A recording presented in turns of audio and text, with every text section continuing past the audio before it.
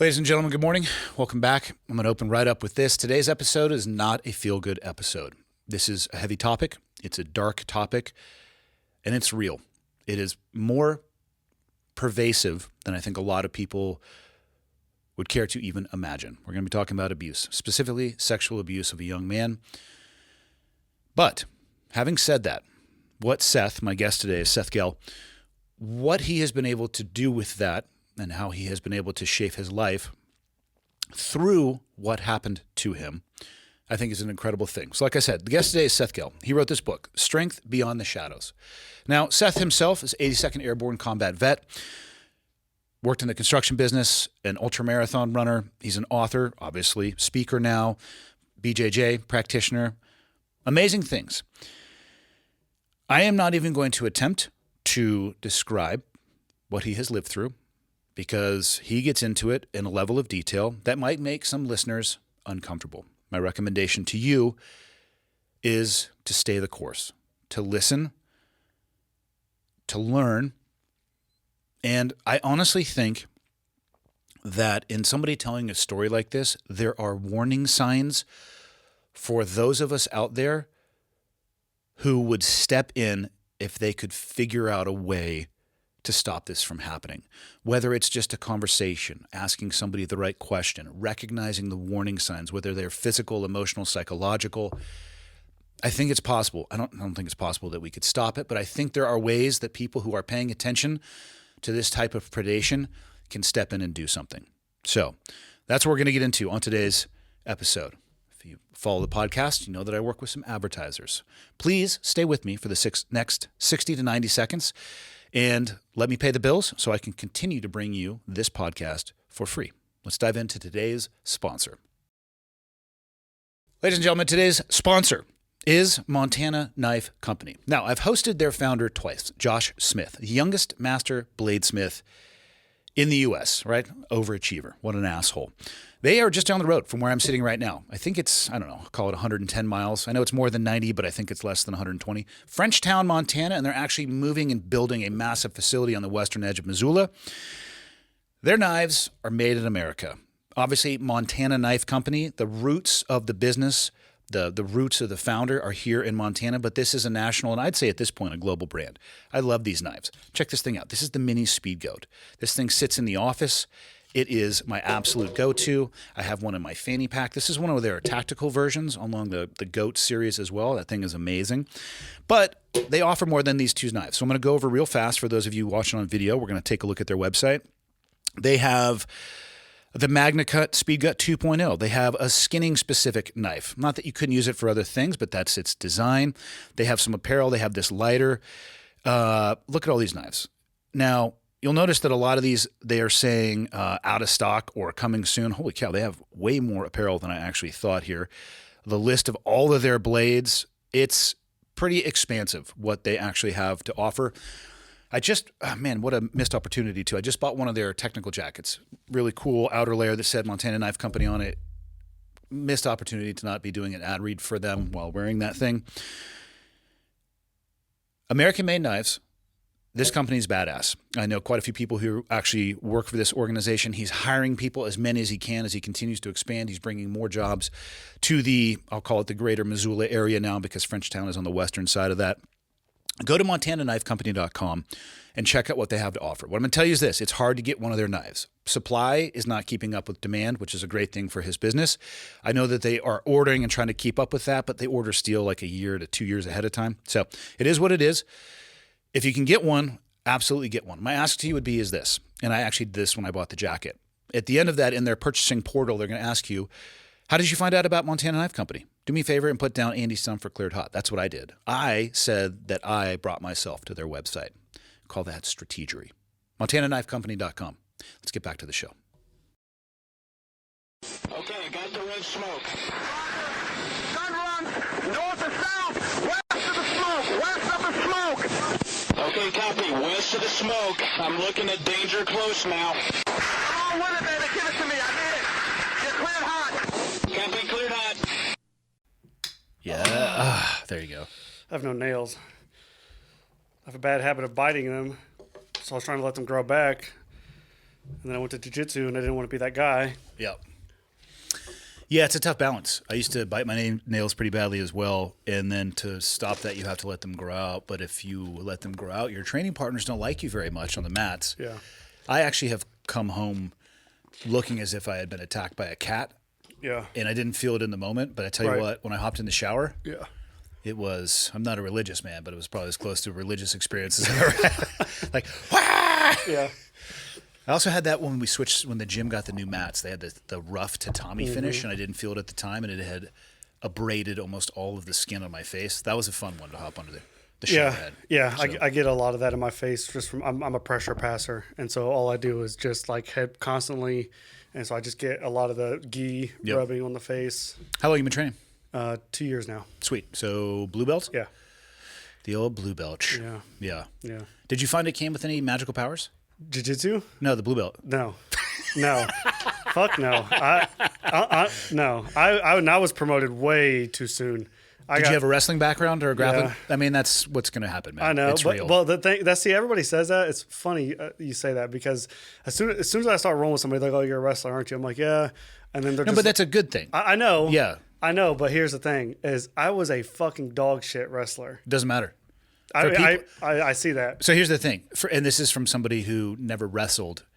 You can instantly feel it when somebody comes from a grappling background. Yeah. Grappling is grappling, right? Right, Like right, people right, want to right. pretend like jiu-jitsu is completely unique and standalone. It's, I don't think there's, I don't know. At some point in time, people were creating unique things. It's an amalgamation of a lot of stuff, in my opinion, which counts for absolutely nothing. But it's at least when I ask people if they wrestle, it's a compliment because their ability to apply pressure and take away space. Yeah. You don't know how to do that if you don't wrestle. So the Right, difference right, between somebody who is even, your words, not mine, a dog shit wrestler, the difference between that and somebody who doesn't wrestle is unbelievable. Right. So, Yeah. Sometimes I feel like, not that it. I mean, it's my fucking ego, but not that it matters.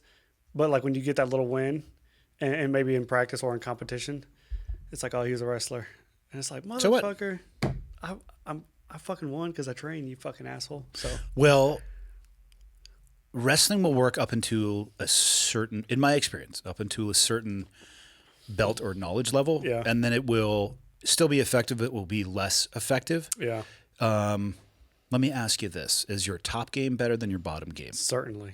Why are you playing top then? Well,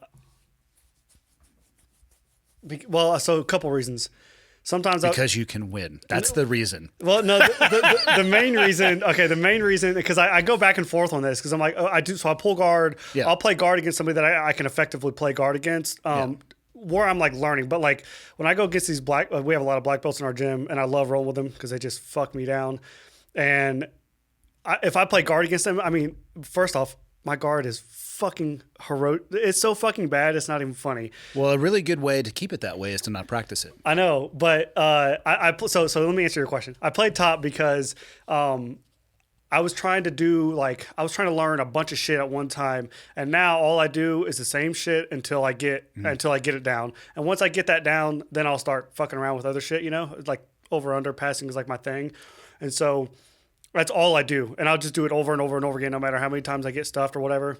Inversely, when I go against somebody who's either my belt level, I don't ever stand up with blue belt. Really, honestly, brown belts and below, I don't stand up with them because I'm going to take them down. I'm going to be on top, and I'm just gonna fucking pressure this guy. Why don't you just start on the bottom? I do with How about with everybody?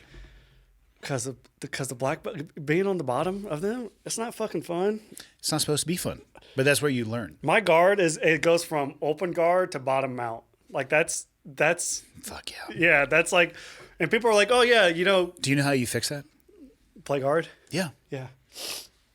I was gonna give you shit because I heard you say you were a guard puller. So I don't pull guard. I am larger than most people in the gym. I will start seated and give them the top position. okay, yeah, yeah, that's When I started jiu-jitsu, I didn't have a grappling background whatsoever. I asked my now wife, Leah, who was my first coach, I said, please just teach me from the worst positions forward. Yeah. Which is going to be mount bottom. yeah, Or argument can be made that belly down is probably worse than mount bottom. Depends on the person's skill set. I didn't have any offense for probably 2 years. And I'm not joking. I would lay on my side. I would go to turtle. Yeah. And people would that's tell my me, guard game is going to turtle. people would tell me, you are the most boring role ever. You can't do anything, but I can't do anything to you. Yeah. But that's not learning. Yeah. But by learning the defense in those positions, I didn't really mind being experimental and trying something new, because what's the worst thing that's going to happen? Right. I'm going to end up back where I feel comfortable. The problem right now, and again, I don't know your game at all. Yeah. We've known each other for 15 minutes, but I bet the problem is right now, your most comfortable position is top. Yeah. And if that's where you demand that you stay, or you're unwilling to experiment with because of the consequences of ending up on the bottom, in my opinion, and I'm not a coach, I think that limits you. Yeah, absolutely. Yeah. So my advice to you, if you were at the gym and you had a wrestling background, would be like, one, that's awesome. Mm-hmm. It's not a negative thing, but I would catch up the defense to the offense you already have, and then you're going to be much more well-rounded. Yeah. Yeah. Yeah, I agree. I play I do play guard. I do, but I don't want to get what so. you said is you play guard against people you can beat. Not be effective with. Be effective. At least maintain some resemblance of like I look like I know how to do jiu-jitsu. You're a blue belt, man. Yeah. You're learning. Right. I know. I guess I just have a. I want to play top against the people that I know I'm not going to be able to crush, because I know I can make progress there, and I don't want to like lose my top game in the midst of building. Do you really think that's going to happen? No, man, I'm just making fucking excuses. And 100% correct. You're poking holes in it, and we can run in a circle all day long. But no, I'm just kidding. And it's your game to play, and it's your trajectory. But I tell you what, I have seen a few people who grapple, who came from a wrestling background, and their success early was unbelievable, and they were a nightmare for people. Right. But then they hit a glass wall that they couldn't find their way around, and more often than not, they didn't come back. Right.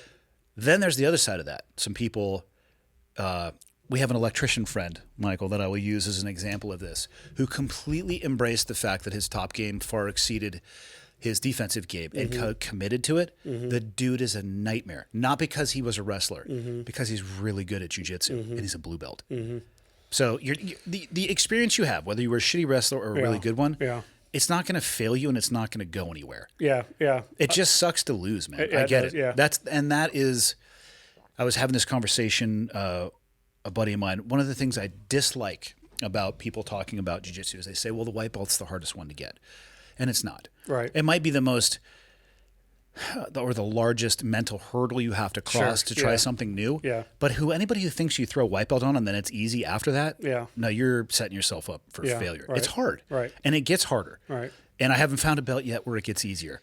So, but I'm telling you, if you can catch your bottom game up to your top game, you will be an absolute nightmare. I'll do that. I don't think you will, but I mean, it's good advice either way. I will. I will.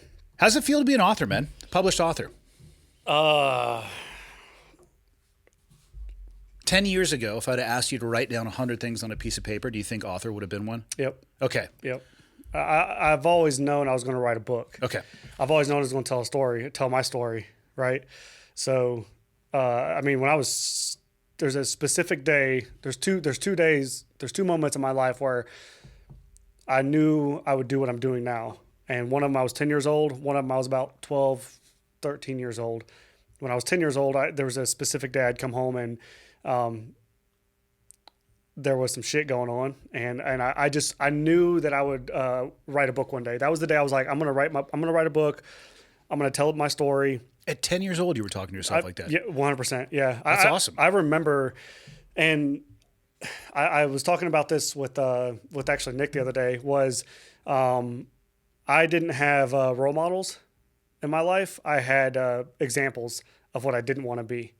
And so when I came home, I saw that, and like, no shit, like this is like when DARE program was like big, like the don't do drugs kind of shit.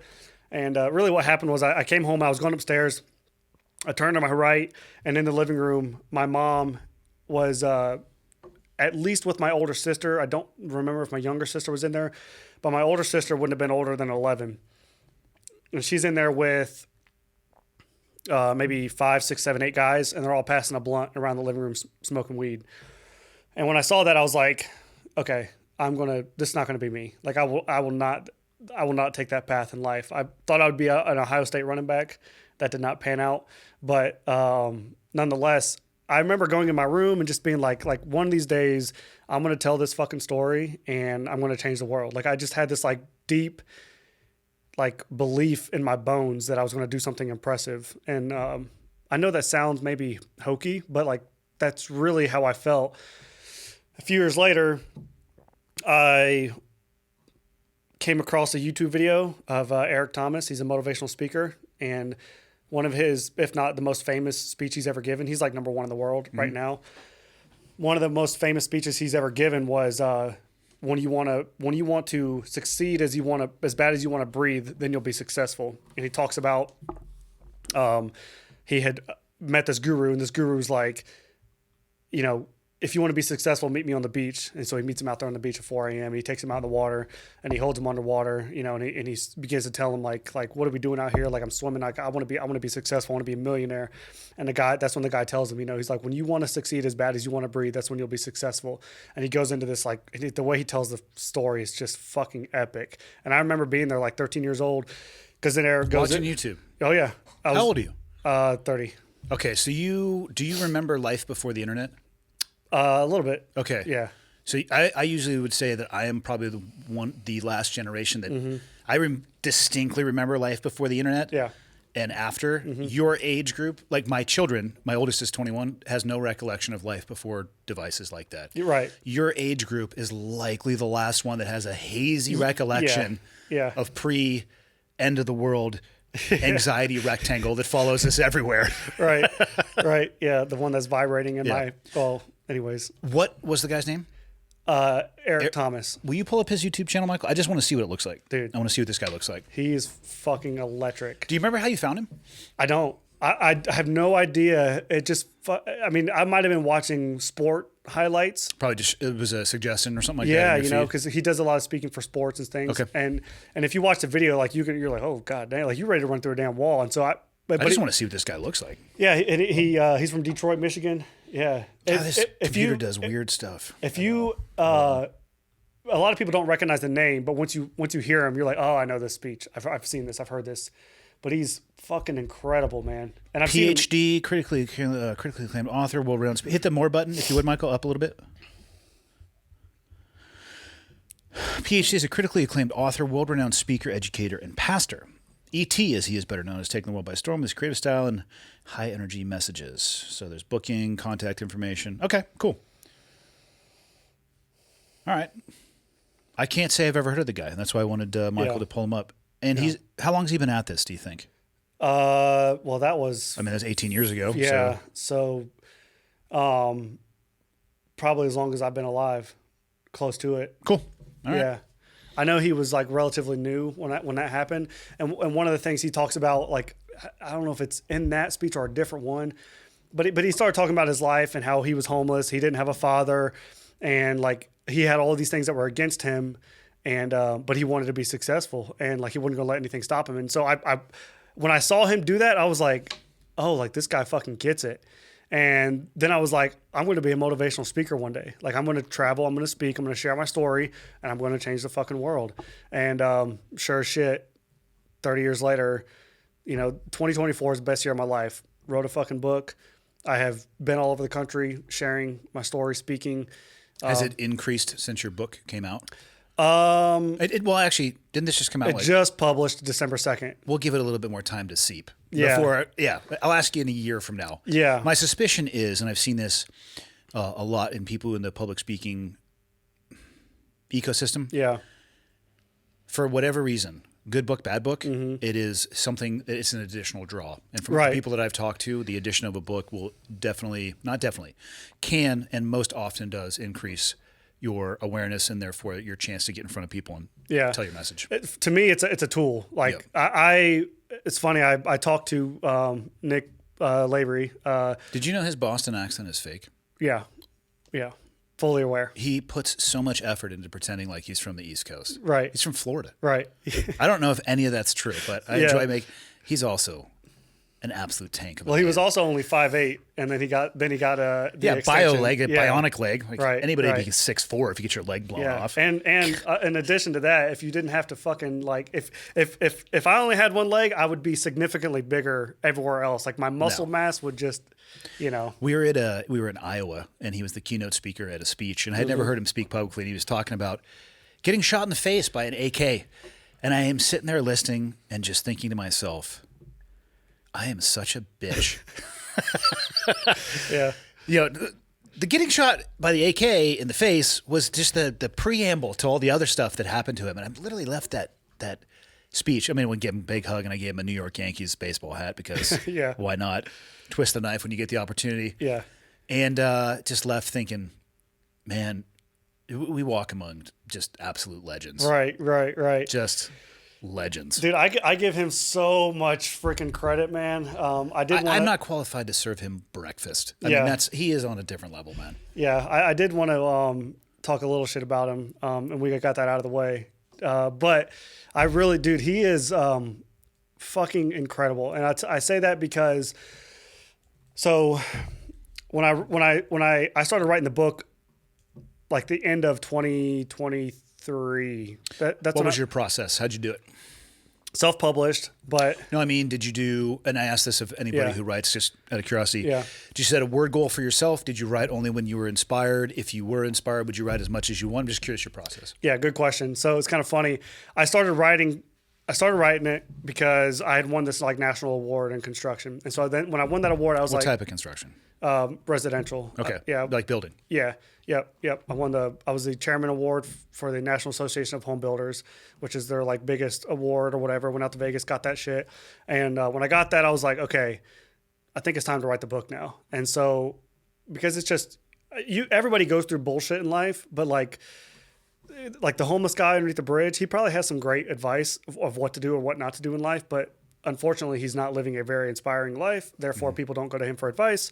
Once I started to accomplish things, I was like, okay, like I think I can do this now. And so that's kind of what started it. But I sat down and I just started. I didn't have a word goal. I didn't have a page count because I had no idea. Like you can't Google like how many words go on a page. So I didn't. You can. Let's just say the answers will vary. Exactly. Right. So I was You'll like, get everything from 5 to 500. Exactly. So I was just kind of like, fuck it. It's my story. I'm just going to tell it from start to finish and see what happens. And I sat down, pumped out like 20,000 words over the course of a month or two. Did it come out of you pretty easy? Yeah. Yeah. When you're telling your own story, and I'm naturally, I'd say a good storyteller. Yeah, it just flowed. And then the hard part for me is I have so many fucking stories that are just crazy is you have to pick which ones you want to tell. And that's where even on a podcast or writing a book or even delivering a speech, when people hear my story, it's like truly unbelievable. And that's just only what I can tell you in 200 pages, So nonetheless, started writing the book, got 20,000 words in, and then I was like, what the fuck? I don't know what the fuck to do. I'm out of words. Like, I don't even know where to go with this. Like, does it matter? I wrote it 3 times and deleted it. Really? Yeah. I was like, I told myself, I was like, nobody gives a fuck. Like, it's not going to matter. It's not going to make a difference. That's really encouraging positive self-talk. Yeah, it is. Yeah. And so but that's what people do, It's the same thing with maybe even you or anybody else. Like we have these limiting thoughts or beliefs.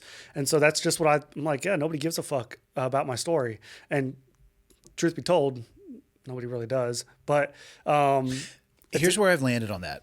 Nobody may give a fuck about your personal story. Right. That doesn't mean it can't have impact on their life. So yeah, they may not. They read the book, right? Yeah. And for people who are visual only, it's on the table. It's called Strength Beyond the Shadows. They may, at the end of the day, not care about you, but there might be something in there that speaks to them that can change the trajectory of their life. Right. And that's funny you say that because I think it was talking to Nick where he had said, yeah, like your story is not, it's not about your story is not what's going to, when you tell your story, it's not all about you. It's putting that person inside your shoes or finding something like there's something in that crowd that somebody's going to pick up that you've said that they're going to be like, damn, like I get that. I relate to that. And that inspires me in, some form or fashion. So nonetheless, I just deleted it, kept rewriting it. I knew I was going to, I was like finally committed, and I was like, all right, fuck it. I'm actually going to do it this time.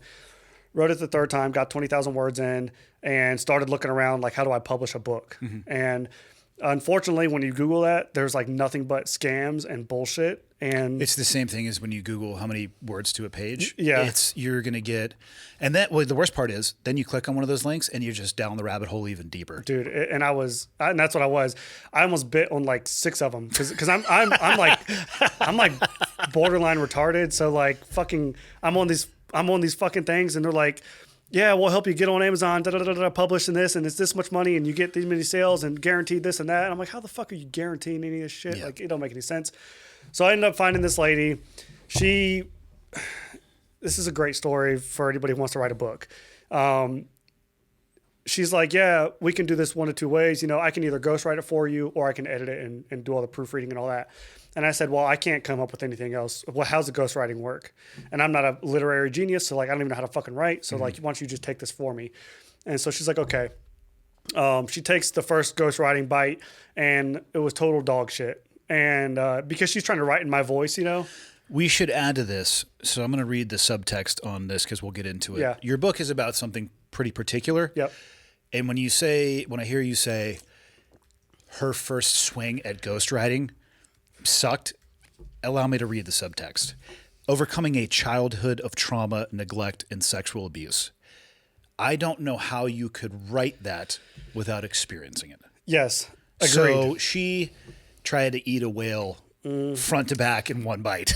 I agreed. But I'll put this on her, and I mean, I'll own the fuck up, but she, because I asked her that, I was like, how do you ghostwrite a memoir? Like, that doesn't make any sense to me. And she's like, well, you know, you just tell me your story, and then I'll just put it into a story. And I was like, all right. And so we tried it, and it just, you know, she was trying to write in my voice. I cuss a lot. I have a very abrasive, like, approach to things. I'm very just, like, rough and tough and whatever. And it just didn't work. And, you know, she overcharged me a shit ton of money, like $8,000. Do you pay that up front? Yeah. Okay. Yeah. You pay to get the receipt, right? So she does the work, you pay it, she sends it to you. So basically, yes. Do you get edits involved in that 8K, or is this like, hey, finished product in? That was basically, from what she sent me, I could tell wasn't gonna. I was like, no, this ain't it. Like this, and it's funny. There's like a good little story I tell. What that is don't let other people tell your story. Like, go and tell your story. If you're going to write a book, write the fucking book. Like, don't let somebody else put the pen on the paper, because you're not going to appreciate it as much when you do the actual work. Like, I can go buy my black belt on Amazon, which I did, and I have in my house. Well, get a spare too. Yeah. So one is none, two is one. Exactly. Yeah, you get a travel belt. Yeah, my kids, like, all my fucking like gold trophies that are in there, like, they know that Dad was a savage at one point, and whether it's true or not, it's in there. So I say all Amazon is real. Exactly. So like, anybody can publish a book. You can go on AI and say, pump this out. And so I say all that to say, write your fucking story, be authentic, and do the work, because you're going to be so much more proud of it. And so after that lady offered me Chick-fil-A service and gave me Waffle House product, or, well, not product. It was Waffle House service. I don't mean to talk shit about Waffle House in that way, but, you know. We don't have them out here. Okay, well, Waffle House is good. Service is shitty, but, you know, you go for the experience nonetheless. I mean, we're going to have to agree to disagree on that one. That's very, very That's deep. breakfast food. You can't really fuck it up. I mean, That is 100% not true. It's eggs and hash browns. That's all I eat. Okay. It's hard to fuck that up. Eggs? Oh, it's very easy to mess that up. All right, I I digress. will point you towards the example of my middle son, who one day put 4 eggs on the stovetop and then decided to take a shower. Yeah. Those eggs sucked. Okay, all right. They were like hockey pucks. Disregard. Bad example. Anyways, like a month or two later, you know, whatever you want to call it, some sort of luck. I ended up at a Brothers Keepers Veteran Foundation gala, gala, and Nick is speaking. I had already read his book, but you know, didn't have any idea of who he was or really. It's a good book. It's over there somewhere on the shelf. Yeah. It's not one of the things people can't see. I keep a copy of all the authors that have come through. Yeah. His book is very good. Yeah. Yeah. So yeah, he's got a lot of good talking points in there. So I read his book, Objective Secure, and freaking go to the gala, see him speak. He's doing a signing thing. And so at the end, you know, I got my 5 minutes to talk with Nick, and I said, hey man, this is a story I love as well. As I said, I approach his big ass, and I'm like, hey, I'm writing a book, and I'm also trying to get into the public speaking realm. Like, do you have any advice? Like, how did you do your book? Because I knew the book that I had at that moment, that lady was like, yeah, this is good to go. The lady that I was working with. And I was just like, this ain't it, you know? In fact, she told me to take out a lot of the shit that's in the book now. Really? Yeah. Why? She said I was telling too many stories. I was too detailed, too graphic. And when I tell my story, I tell it for a reason. It's very raw and forthcoming because of the nature, and it gets whitewashed so much that people don't realize like how bad it is and what people are going through, and it's fucking horrendous. And my book is it is graphic, but I hold back. You know, I still hold back. I think it needs to be to land in the way that I suspect that you want it to land. Exactly. There is so there's two ways you look at the graph. So some people, and it's the way you tell the story too. Okay, if I sit here and I tell you this horrific childhood abuse story with a smile on my face, it's fucking weird and like comes off as like shock value. Like I want people to be shocked that I went through this shit versus I want people to understand, like, so when you tell it, and this is the art of storytelling. For example, I had a lady talking to me one time, and she was telling me about all the shit she went through as a kid. And the whole time she's telling it, she's smiling. And so it's like off-putting for the crowd because it's like, are you like proud of this shit? Or like, what are you getting off on this? Or are you completely broken and you have no emotional range because of it? Yes. It's weird because it's almost like a, God, what do they call those white masks, Michael? That the anonymous people use. It's a specific name. Fawkes. Guy Fawkes. Yeah, it's just that, you know what I mean? Completely, I'm not making a reference to Guy Fawkes. It's just, it's a mask with no affect whatsoever. Yeah. So it throws people off because they don't know how to read it. It makes it hard to relate to the story. Yeah. You know, so when I tell my story, like there are parts where it's deep and it's heavy and there's a way to tell that part of the story. And then there are parts where maybe we can laugh or whatever the fuck, you know? And so, anyways, I approached Nick and I said, hey man, you know, I'm writing a book and what do I do? And it's funny. The first thing he said to me, which I love this about him, is because I think he took a step back and was like, okay, this guy's serious. He's not bullshitting me. And he said, it's fucking hard. He said, it's fucking hard. I'm just going to tell you that it's a grind and it's hard. And I said, yeah, Roger that. I love that because so many people, you tell them you're going to go do something, they're like, yeah, man, that's amazing. Like, you'll be the next big thing. And it's like, you go start a podcast, you go to write a book, you go whatever, you start a business, and they're like, hey, man, good job, you got it. You're gonna crush it. And they don't realize, like, no, it's fucking hard. Like, you're going to be working your ass off if you want this thing to be successful. And that's what Nick said to me. Gives me his card, and he's like, hey, shoot me an email. Let's get on a call. People do that all the time. Mm-hmm. You know, I mean, in the last year, the amount of people that have said, whatever you need, Seth, I got you. And, you know, you don't get a response whenever you reach out. And so, because it's their tool to end the conversation. They give you the card, might hit me up. Yeah. And then they're on to the next. If you think about it, it's not the way that I believe people should conduct themselves, but it's the most efficient way to exit a conversation and move on to something you probably think is more important. Which is nothing. I'm not saying anything about you. I'm saying those people suck. Well, so I'll look at, I mean, I'm glad you said that. I never thought about that. And that really helps me process that now. But one of the things I started kind of reframing that approach or what people do is, cause I have so many people that say, hey Seth, let's get on a call. I'm like, before I even get on a call with them, I'm like, what do you have to offer? Mm-hmm. I'm just let's just be upfront. Do you have anything to offer? Cause people say that all the time. Whatever you need, I'm here for you. People tell me that all the time. I don't know what I need. Why don't you tell me what you offer? Okay, Andy, you offer a podcast with a big platform. Okay, that is something that I could use. Offer you, Michael. Yeah, and Michael's services. Yeah, exactly. So that's, you know, and as he sits over there, he's like, yes, shakes his head. Yeah. So there's you know, if somebody comes to me now, I'm just like, what are you offering? Understand that you whatever I need, but what are you offering? So that's kind of how I look at it now, because I know with my story and support is great, but if you don't have anything legitimate, people just want to get on a call and just fucking talk. I'm like, dude, what are we fucking doing? So I hate to say what I'm about to say because it doesn't apply to everybody. Yeah. But it applies to more people than I wish that it did. In my experience, when they say those things and they want to get on a call, it's a fishing expedition for them more than it is one for you.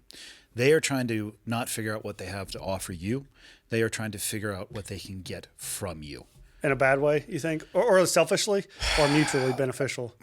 I am trying not to be pessimistic Yeah. in my answer. I don't know if people intentionally are doing it, Yeah. knowingly and willingly, but my needle trends in that direction. Right. Yeah. And that's kind of where I understand that too. And that's recently I've cut those conversations off because I'm just like, I know it's not going to go anywhere. And that's why I'm just upfront on the email or the text where I'm like, what do you need? Like, what can we do? If there's an end goal, then let's talk about it. But if there's not, I'm sorry. Like you're a time vampire. And right now I don't have the time. One of the most powerful tools that I learned, and I unfortunately learned it way too late in life, was the ability and comfortableness to say no. Yeah, exactly. Subtraction is way more powerful than addition. I get a volume of emails every day, and some of them are like yours, where you reached out and I read your email. I'm like, this is a topic that I don't know much about. And I know that the story is going to probably be hard for people to listen to because it's not a topic that is talked about much, which lends itself to, it needs to be talked about even more. Yeah. Right? Because if you hide things in the shadow, nobody sees them. But I get, there are PR agencies that'll reach out and, hey, have you, at this point I can now actually even recognize the brand because they'll say, oh, I love the conversation that you had with these next two guests and your ability to, I'm like, oh my God, you guys are just cutting and pasting. And sometimes they actually do forget to cut and paste. And so it's addressed to somebody else. Yeah. Those go straight into the delete. Yeah. But I'd say 9 out of 10 things that are presented to me, I look at it from the exact same perspective. Yeah. Time. Do I want to do this? And it doesn't have anything to do with money. And I am not a wealthy person by any stretch of the imagination. I like money as much as everybody else. I like nice things like everybody else does. I just don't have a lot of it. Maybe one day in my life. I'm on a mission to one day have money. I'll let you know when I get there. People think because you own a business, you're just printing money. Right. And sometimes you are. And then you're putting it right back in the business. Yeah. But so it has nothing to do with the money. Time is the most valuable thing that I have. My kids are getting older. I want to spend time with them before they completely get out of the nest. I enjoy spending time with my wife. Is what you're presenting to me interesting enough that it has equal value to those things? Yeah. 9 out of 10 times it's no. Right. It's hard to say when you first start because you think nobody's ever going to ask again. That, and you're so desperate for like. They don't know that though. They don't know that. Right. That was one of the things that Nick told me too. He's like, so Nick gives me his card and like I said, I've been to all these people. So I go home and I'm like, and I remember talking to my wife. I'm like, holy fuck. Like he told me to give him a call, And so I fucking emailed Nick and he fucking fires back. I'm like, okay, holy shit. And then, me and Nick go on a call for like an hour and I ask him all these questions about books and this and that and all the questions. Right. And one of the things Nick told me was, don't be desperate. Your story doesn't apply to everybody. He didn't even know who I am or what it was about yet, but he's just like, you're going to want to take every opportunity that comes your way. And some of them are just not for you. So just be able to say no, walk away from it. It's advice from a man who has gone down the wrong path a few times. Yeah. Yeah. It's better to be on a freeway than a cul-de-sac. Let me tell you.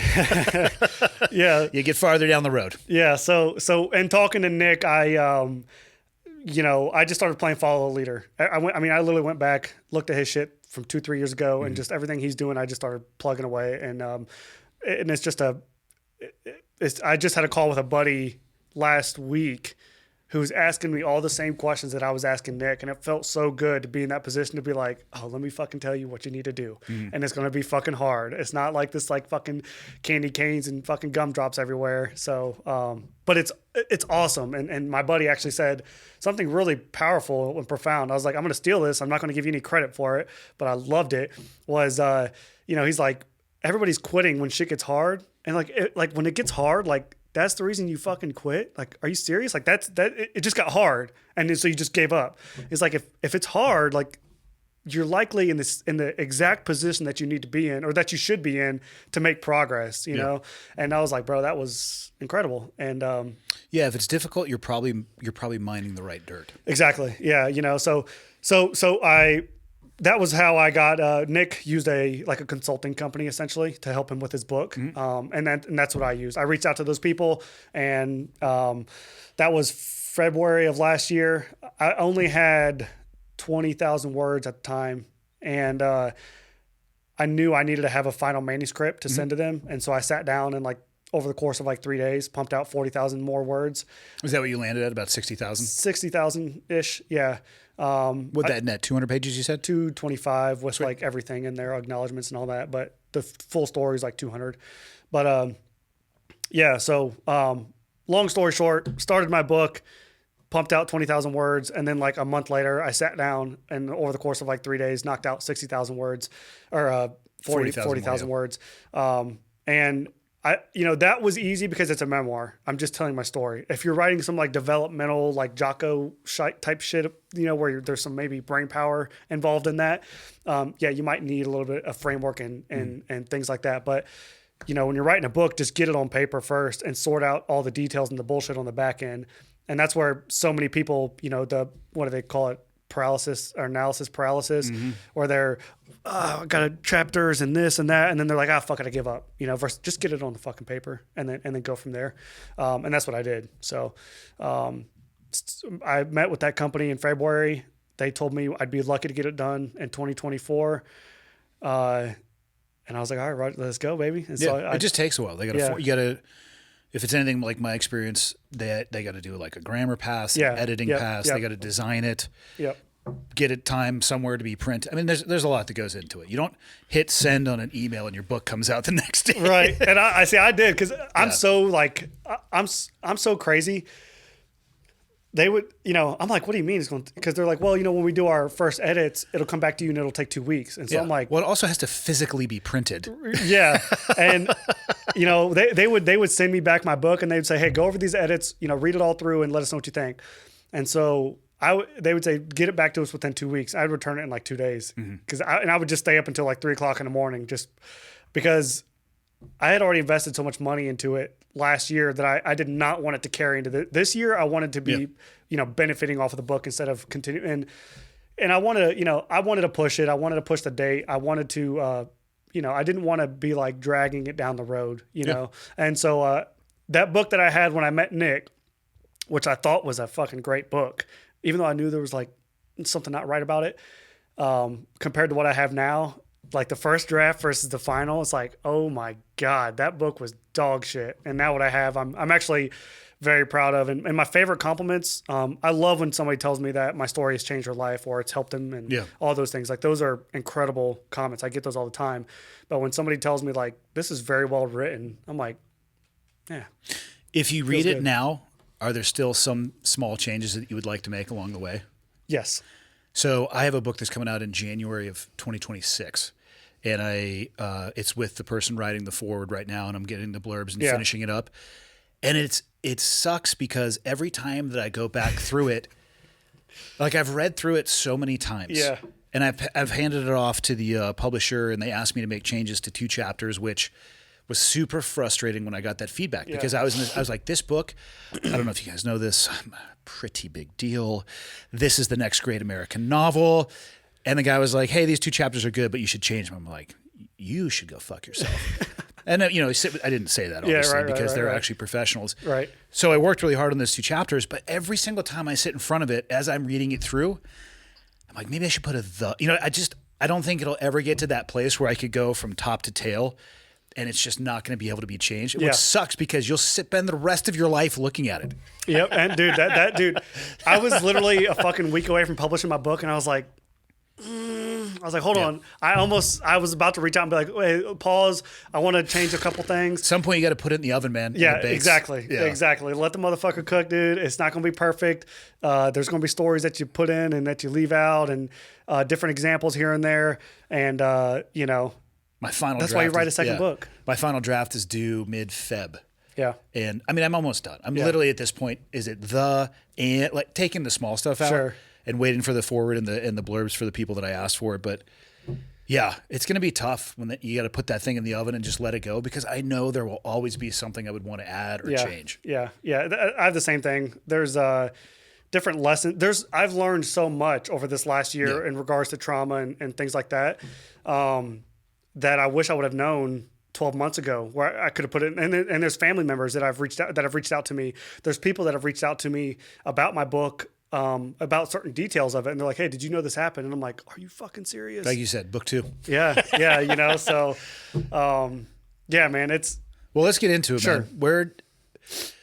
I'll let you enter into the story how you want. I mean, Yeah. you can talk about it from, the environment that you grew up in. I mean, obviously you knew from a young age that you were going to write it. Mm-hmm.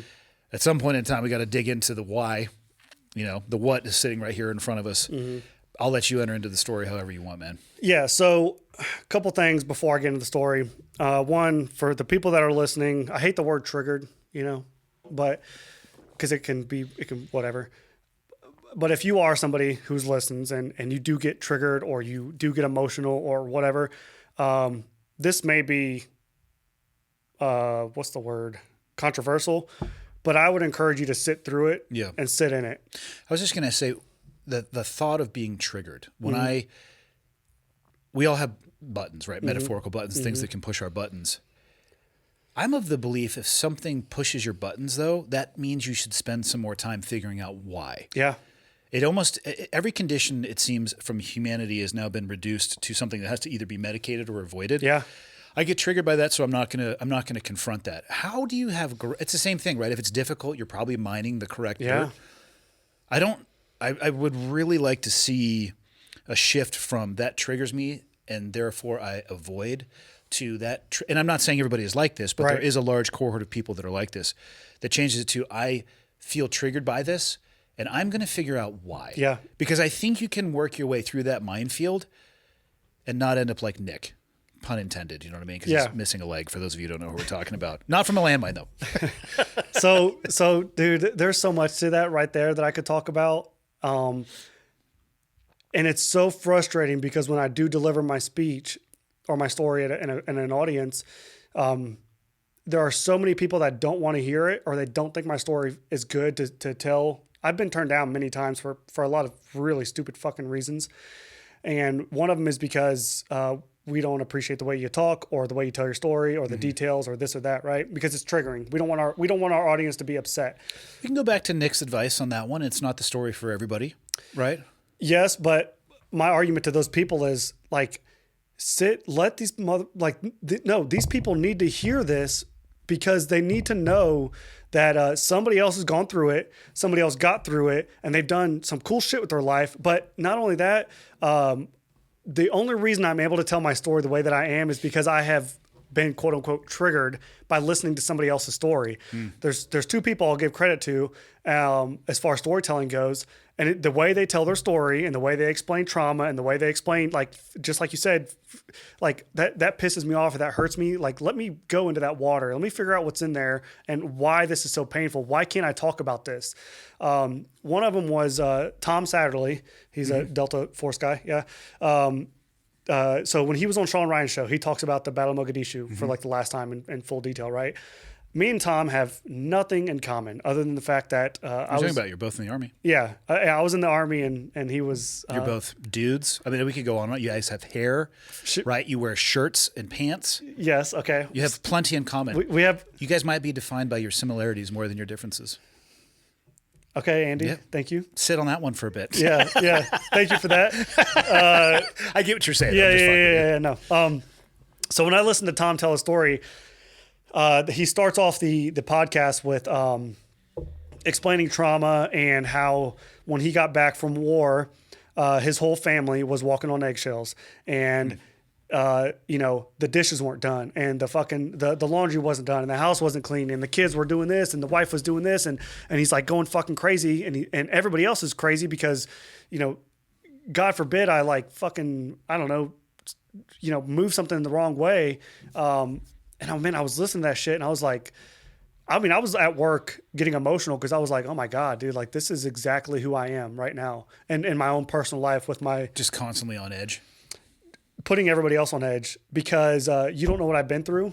And so I can act however the fuck I want to act because you don't know what I've been through. So I can walk in here and I can say whatever the fuck I want.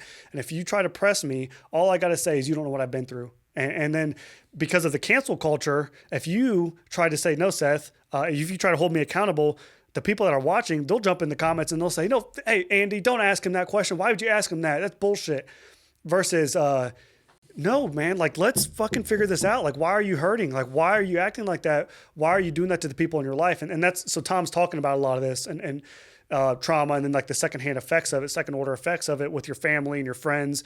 And, you know, when you're walking through hell and you're on fire, everything around you burns and everything's gone.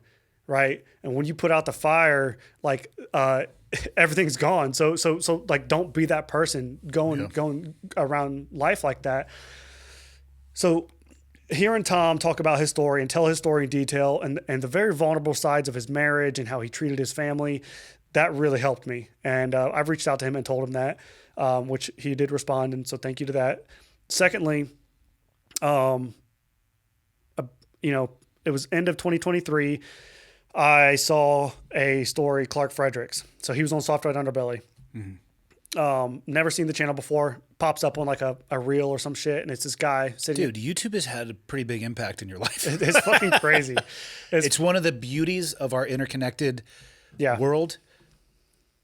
One of the few beauties. Yeah. God, there's some downside. Right. Yeah. I get into all that shit too. Yeah. Trust me. Social media it's a blessing and a curse. It's a necessary More of a curse evil. than a blessing. Yeah. Unfortunately, we could turn the title on that, but it's not going to happen. Anyways, Clark, I saw him sitting, telling a story. I saw like a 90-second clip, and that was all I needed. And you know, in short, I'll sum up Clark's story. It's fucking incredible. But when he was like 10 years old, 10, 12 years old, he was brutally raped by a man who was the police chief, Boy Scout leader, a man in the church of some form or fashion, higher, whatever. I don't know what the fuck they do. Multiple positions of authority. Yes. And reverence. Community. Yep. Yeah. Rapes Clark and goes and gets his dog, brings it back in front of Clark and beats the shit out of the dog in front of Clark, kills the dog and says, you know, if you tell anybody, I'll fucking kill you. And so Clark shuts his mouth, goes home, lives out the rest of his life, becomes, you know, an addict, alcoholic, anger issues, all the problems, right?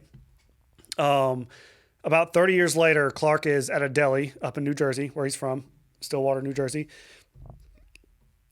And he's at the deli, and that guy walks in the deli, and he's with a little boy, and he calls this little boy the same name that he used to call Clark when Clark was a kid, and just fucking sets him off.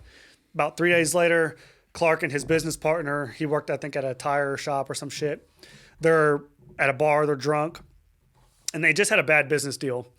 And, you know, so they're drinking and they're pissed off about this guy who just screwed him over on some business deal. And his buddy goes, man, I bet you that guy's number one on your hit list right now. Talking about the guy that screwed him over. And Clark says, for the first time in his life, out loud, he says, no, the motherfucker who raped me when I was 12 years old is. And his buddy looks at him, he's like, what the fuck are you talking about? And Clark tells him the story. And the guy's like, and his name's Dennis Pegg. And so everybody knows him. He's the police chief, you know. And so the guy's like, well, what the fuck? Like, let's go get his ass. And so they're drunk. Dude. Classic. Yeah. Drunk. Yeah. Operational planning cycle. Exactly. Let's go get him. And so, dude, I know how we can solve this. It's you and I again. Yeah, exactly. And so I've never been a part of one of those conversations. So they pull up to the guy's house. They open up his front door. It's like 10 o'clock at night. The guy's sitting there in the living room watching TV. And he turns and looks at Clark and he's like, hey, Clark, how you been? And Clark's like, how have I been, you motherfucker? And he runs in there and he stabs him to death in his fucking living room and fucking murders him. I, at a moral level, have absolutely no problem with that. Oh, fuck yeah, man. There's nothing wrong with that. It crosses a few legal boundaries, unfortunately. Absolutely. But right. I would, if I was in his shoes, I would do that and probably have one of the best nights of sleep in my entire life. So, yeah, there's a lot to that, right? And everybody applauds Clark for it. One of the things that I love about him that he does say is, you know, because that's what everybody's like, man, it must have been cool to kill a child fucking predator, right? And Clark's like, look, man, honestly, you don't battle trauma with trauma. He's like, it was a traumatizing event.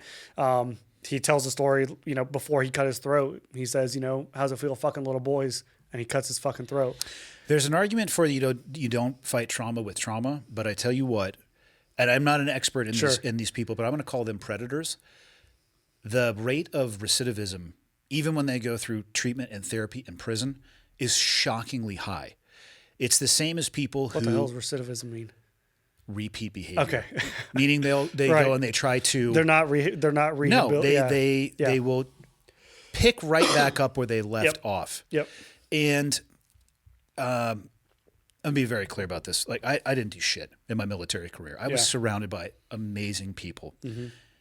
Occasionally, we would bump up against those who had the exact opposite beliefs of everything this country is founded on and what I believe it stands for. And they would kill you and everybody you know and your family just to make a point because they have the opposite belief. Uh-huh. I don't know of any other way to stop that person other than to put their lights out. Yeah. And I don't know of another way to take those predators off the street other than actually taking them off the street in that way. And I'm not saying that people should do that. I'm just saying that there is another part of that conversation of you can't fight trauma with trauma. Like, okay, I get that. Yeah. How the fuck do you not solve the problem, but how do you stop somebody who is, I mean, we're talking decades later, this guy saw him, right? Yeah. And he was in that deli with another kid. I'm not Sherlock Holmes, but let's make a leap in an assumption, especially since he was using the same name, probably can figure out what would happen. Let's also imagine that kid that he saw in the deli wasn't the only one in between the two.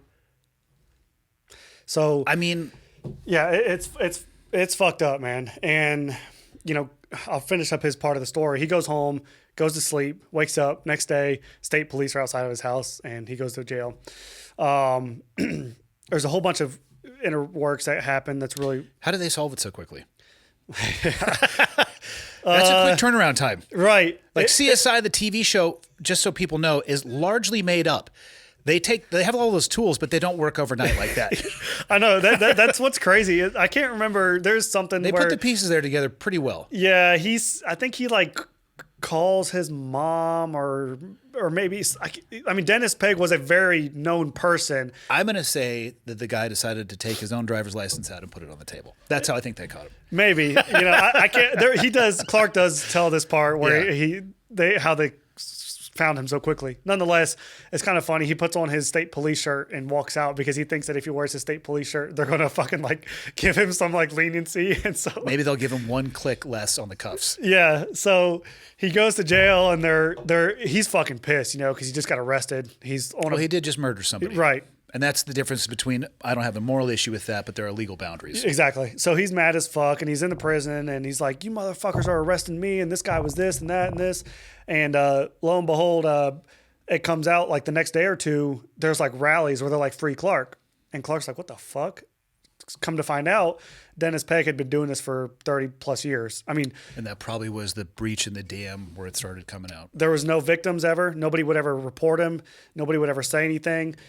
Which I'll lead into another statistic and then I'll get into the story. They find out that Dennis is basically accountable for hundreds of addiction cases, suicides, domestic violence cases, because of all these people. He was taking boys that were in a juvenile detention center. He would take them home at night to mentor them, and then he would just rape them and take them back. And, people in power, that's what they do. And it's not the man in the van. It's the fucking people that anywhere there's a collection of kids, there's fucking weirdos there. That's where they go. Online video games, churches, schools, anywhere there's kids, man, those are the people that you have to watch, because if you go and touch my daughter, she's going to have some adverse reaction because she doesn't know you, right? Now, if mommy and daddy go and do it, she might be like, that's weird, but or a distant family member. Yeah. Stranger danger is real. Right.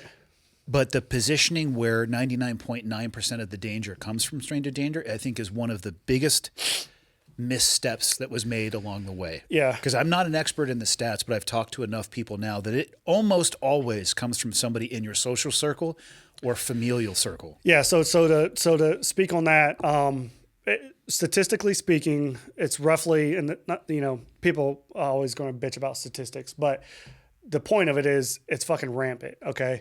1 in 3 girls will be sexually abused before they're 18. 1 in 4 boys.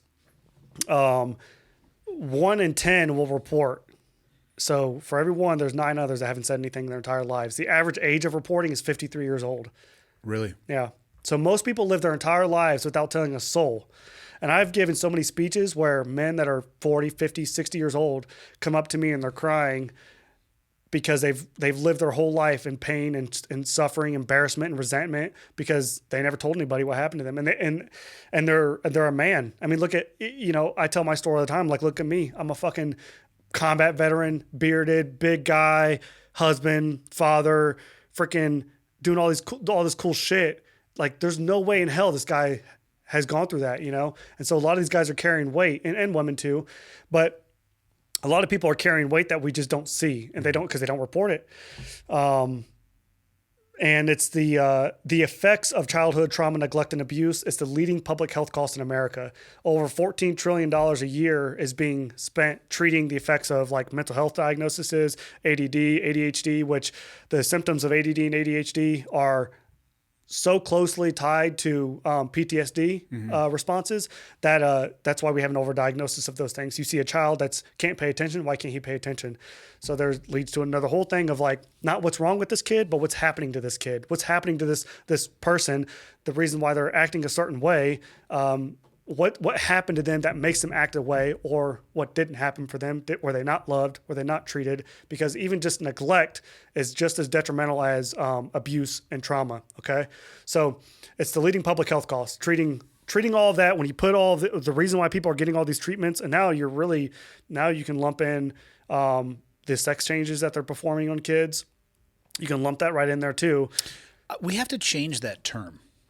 Because there's never been a successful sex change operation. So the mutilation of you know what I mean? No, yeah, but that's how yeah. people position it. Yeah. There has never been an actual successful sex change operation. Yeah. And I'm glad you said that because the terminology does matter. A lot of people call it child porn as well. It's not porn. Porn implies consent. It's child sexual abuse material. What are you typing over there, Michael? Please don't be looking up. Did you hear the typing? I'm like, I made that comment and you furiously started typing. Are you trying to prove me wrong? Has there ever been a successful sex change operation? No. Make sure you clear your history. It's okay. This is again, I need you to log out of everything associated with my name and log back into your personal. What was the results? Well, I mean, this says yes, but it's Google, so of course they're going to say that. Define yes. Yeah, define. Were you able to put or modify the sexual reproductive organs of an individual to appear to be that of the opposite sex? Sure. At a genetic level. Yeah, no, I know. Is it possible? Right. No. Yeah, right. And I'm going to add to that because I do believe that there are people who feel like they are trapped in the wrong body. And I have nothing but empathy for that. But that doesn't mean that I'm going to participate in somebody telling me that they were born as a man and are now a woman. I want them to live their most enriching and fulfilling life. I have no problem with that. But don't push that ideology on me. Yeah. As long as we can respect those boundaries and you're not preying upon people. And I'm going to add to that too. You need to be an adult when you make these decisions. Yeah. You have to be an adult. And we could argue about what that means because in the U.S., right, and I say this based on my own children, they turned 18 and got their driver's license. Dad, I'm an adult now. And I look at them like, no. Yeah. In the eyes of the law, and I mean, they are an adult technically in the eyes of the law, but I'm looking at them and all I can still see is the small child that I used to carry around. And yeah, there's a lot that you can get into with that. The thing is you don't want, we don't let kids get face tattoos. Why? Because it's a fucking life-altering decision. Yeah. Okay? Your kid, like my son picks up a Barbie doll. I'm not like running to him and parading him like, oh, my son's fucking gay. Like, look, my son, he's gay. And there's so many, like, I don't give a fuck if you feel like you're a man or a woman. There's so many other details I'm more concerned about with you personally. Yeah. So I think we put it on a pedestal for some reason. And this is like this is the minority, to be clear. It's, I think the average, you go door to door knocking on, you find out America is like still a good place. It's just the loud minority that gets crazy with it. Nonetheless, got down that rabbit hole of statistics and shit. But yeah, the $14 trillion a year spent treating all of these effects, right, of a bad childhood. Then you have trafficking, which I wasn't trafficked, but very closely related, story, very similar to a lot of those people, the same upbringing. And trafficking is the world's leading industry, over $850 billion a year, and America's the number one consumer. So I've done a bunch of episodes. Actually, the episode that'll come out a couple weeks before this one. There's a organization up here called Deliver Fund. They're anti-human trafficking. Yeah. It's important, I think, for people to recognize and understand too. Trafficking, sexual human trafficking, is actually the minority of human trafficking. It exists almost always in plain sight. Yeah. I grew up in California, and I didn't recognize that a lot of the workers in the fields providing, working the agricultural fields, they would have a broker between the owner of the farm and the workers, and the broker collects the money and puts all of those people into a house where they're just cramped inside of there and gives them a minimum amount of money. That is also trafficking. Yeah. Apparently it's very often are common in hotel workers, but most people think it's Craigslist ads and women and sexual trafficking. That is a portion of it. Yeah. But it is huge beyond that as well. Yeah, I don't know a whole lot about. I mean, I would love to get into the rescuing of people like that. I just have a burning desire for it. I don't have the years of like intel and Green Beret and Navy SEAL type of knowledge that they recruit. None of that knowledge would help. And actually, when Nick was sitting here, he's asked me, he's like, "Hey, do you want to get involved?" And I keep telling him, I can't be around these people because I will go to jail. Yeah. I will go to jail. Yeah. And I think it definitely takes a certain type of person. Yeah. From my experience, when I've reached out to help, they're looking for people that have that background of the what do they call it? Like mapping out the human fucking profiling type of shit or whatever. I don't know. Anyways. Smarter people than you and I are doing that stuff. Yeah. So, the time that basically they told me the time that it would take to train me, they just would rather hire somebody that's more, and I get it. So nonetheless, I'll use my voice in another manner. But I watched Tom tell his story, and then Clark Fredericks. And then when Clark told his, the thing about Clark that I love, and just to wrap it up too, he was sentenced to, he was facing life. He was sentenced to 5 years in prison. He got out. Now he's a motivational speaker. He'll be an author next year as well.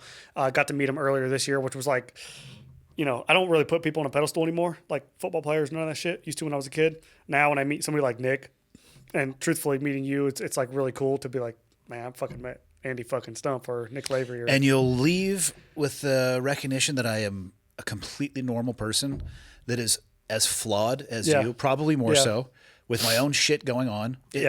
It's odd. The hosting this podcast is odd because I meet people and they know far more about me than I know about them. So there is a disparity in, I guess, familiarity. Yeah. I try to be super open about myself, my struggles, the things that I've gone through, the few successes I've had, the multiple failures. But I just happen to have started this a long time ago. And for some people it clicks and others it doesn't. And there's an audience associated with that. But there is absolutely nothing about me that is unique or special. Right. But people don't believe that when they meet me. I'm like, hey, I'm sorry that you and I have been talking with each other on YouTube. And by that, I mean, I've been talking at you because it hasn't been a two-way conversation. Yeah.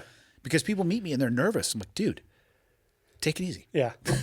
You just grow up and you see people in that light.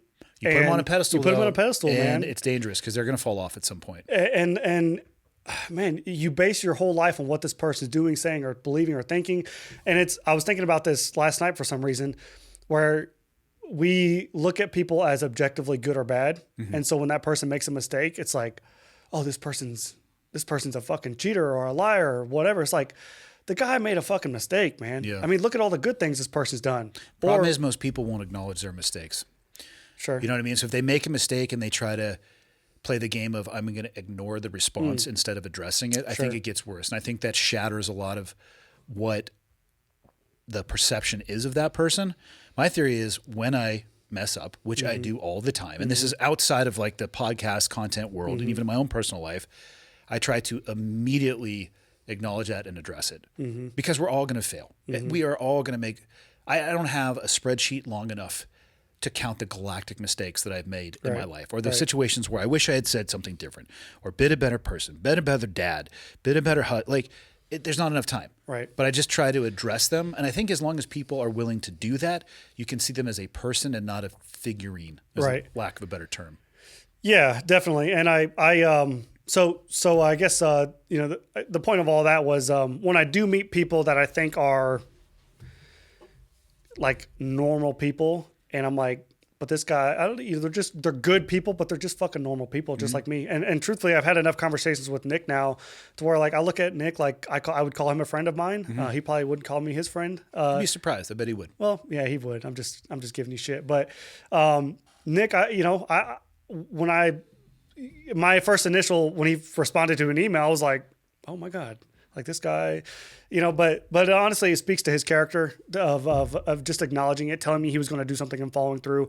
And then when I got to go meet Clark earlier this year, the reason why meeting Clark and the reason why I put Nick on not a pedestal, but he's so high on my hierarchy of good people, is because Clark, he changed my life when he told his story, and he gave me like a sense of permission, and if it wasn't for him truthfully, if it wasn't for him if I wouldn't have seen his video, I don't know. I think I would have told my story eventually. I don't know if I would be telling it the way that I do and making the impact that I have made thus far in just a year.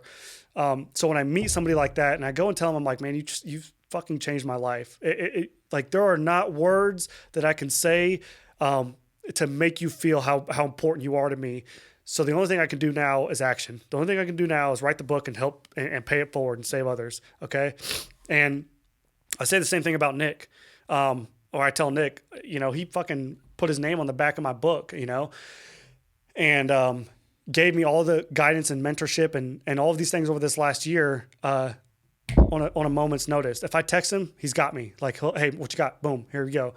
And to not know me from nothing and just for some fucking reason to pour into me like the way he has, that's the pedestal that I put people on, or for lack of a better term, is they are so important to me because I have changed the world at this point. I think I truly believe that I have made it a massive impact, that I just don't know when it's going to. I don't know when the fruits of my labor will be there. That's the unfortunate part of the impact business, is you don't get to see the fruits of your labor most of the time. You're long and gone, and my name will be forgotten, and people will stop buying my book at some point. But this story will impact somebody who's going to tell their story, and so when you really dig into that, the impact you have just by sharing your story and helping somebody, it can go a long way. There's people that I've acknowledged in my book, from my childhood, who I always say I was running around with a cup that had a hole in the bottom of it, and I just didn't have it. And there were people that always at the right moment came by and just gave me a little bit of love, and I just remember them. And so I've gone back and I've thanked them. I've gone back to my hometown and I've thanked them. And so Nick is one of those people that I can't say enough about the guy, because there's so many people in the SEAL community, the SF community, the retired, special operations community, essentially, that are using that brand and they're ripping people off, and I was almost one of them, not going to name drop, but the guy fucking told me if I paid him like $5,000, he would coach me for the rest of the year, Really? Yeah. And I almost bit. And once we go off air, I'm going to get that name out of you. Fair. So then but then I got connected with Nick, and Nick he's never asked me for money. And he's one of those people we were talking about earlier that, are trying to get something out of you. I think Nick is mutually beneficial. He wants, I think he sees the value in me, and then obviously, he knows his own value, but I see the value in him. So anyways, all of that fucking shit. So to get to the nuts and bolts of it all, of the story, right?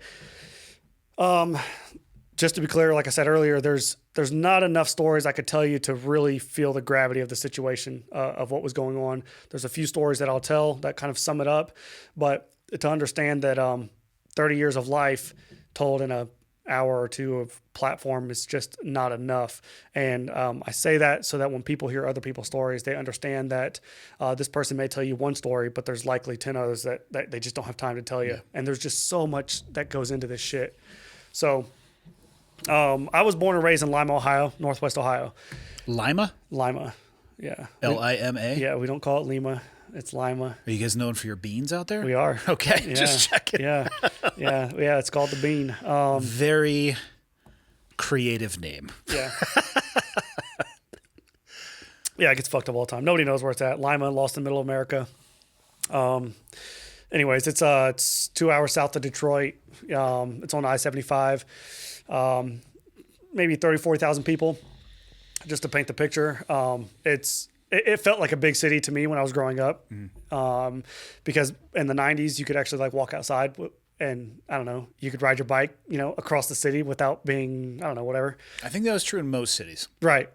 And so Lima was like one of those places, and it just felt like a big city to me because I would ride my bike across the town and whatever. Anyways, when I was about 2 years old, my father, he stabbed my mom behind the ear, almost killed her.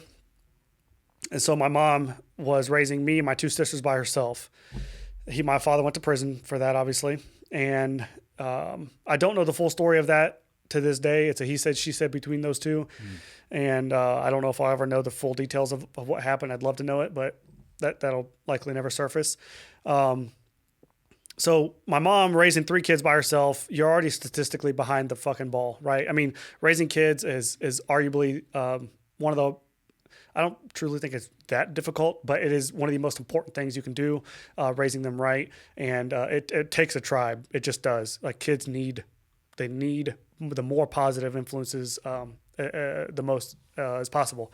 We didn't have that. Like I said, I didn't have any positive role models. I had examples. And, when I was about 5 years old, those are my earliest memories. And we lived in this apartment complex. And I was in kindergarten. My mom would work during the day so she could be with us at night. So we'd wake up in the morning, go to school, come home, and she would be gone for 2-3 hours. And then she'd get home, 4, 5, 6 o'clock or whatever. She'd be with us and put us to bed. Were you guys on your own during that time? Yeah. We were running around by ourselves, 5, 6, 7 years old. And the thing with that is like we would come home and my mom would have a notepad. She would write out our chores, and so she would say, hey, you have this and this and this, do all these things before you go outside. And we were sufficient. My mom was very disciplinarian of a mother, and she had to be. When you're raising 3 kids by yourself, like they've got to be able to take care of themselves because you can't afford a babysitter, all of those things. And we were in babysitters' houses a lot of times, but that shit costs money, and so I imagine my mom took me out of it. Or took us out of it. So we would go see a babysitter. Sometimes we wouldn't, sometimes we'd live with a babysitter for 2 or 3 weeks. And at the time, I don't think we really understood what was happening. My mom was like, quote unquote, getting her shit together. There would be periods of time where we would go live with somebody for 2 or 3 weeks. And so since my mom wasn't there during the day, we would get into shit. Unfortunately, at 5 years old, we found her porn, and we started watching like full blown like VHS porn tapes. And at 5 years old, as you can imagine, it's rather like captivating, right? You're just kind of like captivating, maybe, but zero context. Yes, yeah. Maybe captivating is probably not the right word. I don't know. Yeah. I don't know what I think it might be the right word. Yeah, but you just don't have the context or the processing power to understand what you're seeing. Yeah, and so I remember watching it and being infatuated, and that's actually probably a better word because I was like, you're just like, whoa, like what the hell is going on here, And oddly enough, well, I mean it makes sense, but maybe a week or 2 later, I end up trying to have sex with a girl who's like 6 years old. I'm 5, 6 years old. She's my age. We're in a closet, and I remember being in that closet. She had sweatpants on, and like making out with the girl and like trying to do something, recreate what I had seen, and my mom busts open the door and yells at us, and she ends up whipping my ass for it, and maybe rightfully so, but maybe not. Nonetheless, this kind of sets you up for the rest of life. Okay. So I was desensitized to sex essentially. Did you even know what it was at that age? Really? No. Yeah. You're just recreating. How could you, right? You're just recreating what you see. Yeah. So when you see kids do things, they're likely a mirror of their parents. Yeah. If they're assholes, well, their parents are probably assholes, and so sometimes they're just little shits. They are. They are quite literally sociopaths until they're about 8 years old. Nonetheless, if it's a girl. Men, let's extend that sociopath to about 37. 37. I got 7 more years. Enjoy the ride. Okay, cool. So couple weeks, actually, I don't know the timeline here at this point. I mean, my childhood's really cloudy as far as my frame of reference is school and figuring out what grade I was in and what neighborhood I lived in. But one of the babysitters that we would frequent, they had like 4 or 5 boys that lived there. They were all much older than me. The youngest one was at least 5 or 6 years older than me. The oldest one was a teenager, and unfortunately, he molested me. I was 5 years old. He was a teenager. He looked like a man. Mm-hmm. I did not. That's all I can remember. And he touched me. He made me touch him. He exposed himself. He looked at me, and that was like the extent of the abuse. I actually did report that. I don't know when I did, but I ended up telling my grandparents around that time. We would go see my grandparents on the weekends, every now and then. And my grandma, she was kind of reading the bad touch, good touch kind of books to us, And I was kind of like, oh, wait a second. And I told my grandma what had happened. And so they did, my grandma and my grandpa, as I tell the story, one of the questions I get all the time is, why didn't they step in and save me? To be clear, they tried to save me from the time I was born. The system is just fucked up, and it's almost impossible to take kids away from their parents until they're dead, basically. That's what happens most of the time, or so it seems. Nonetheless, we told my grandparents. My grandparents did try to fix the problem. It was swept under the rug, which is very common. You report it, and then they say that didn't happen here. My kid didn't do that or whatever. And I don't even blame that kid. I'm not mad at that kid for what happened. There's usually one reason why a kid is touching a kid, and it's probably because he was touched or he was exposed to it in some form or fashion. Mm-hmm. Turns out, 20 years later, that kid went to prison for raping the girl next door, unfortunately, and whole lot to that too. But so yeah, I was molested by that kid at 5 years old. And then when I reported, we were still sent back to that house to be babysat by them. Still lived with those people from time to time. The abuse, I don't think, continued. I don't have any memories. I think it only happened a few times. And I kind of just, I don't know. I think as a kid, you're just surviving. Life was already rough as it was. And so then you go into this reptilian mindset of you're just food and water. And I talk about it in my book, I think, of like what they talk about in Buds, which is just segmentation. Mm-hmm. It's just get to the next objective, get to the next meal, get to the next day. And that's kind of what you're doing when you're living in a adverse childhood experience. And so, 7, 8 years old, somewhere around there, my mom brings up my father. Well, she had always talked about my father and how big of a piece of shit he was because he was never involved. He wasn't paying child support. All of the things negative. I never heard anything good about my father.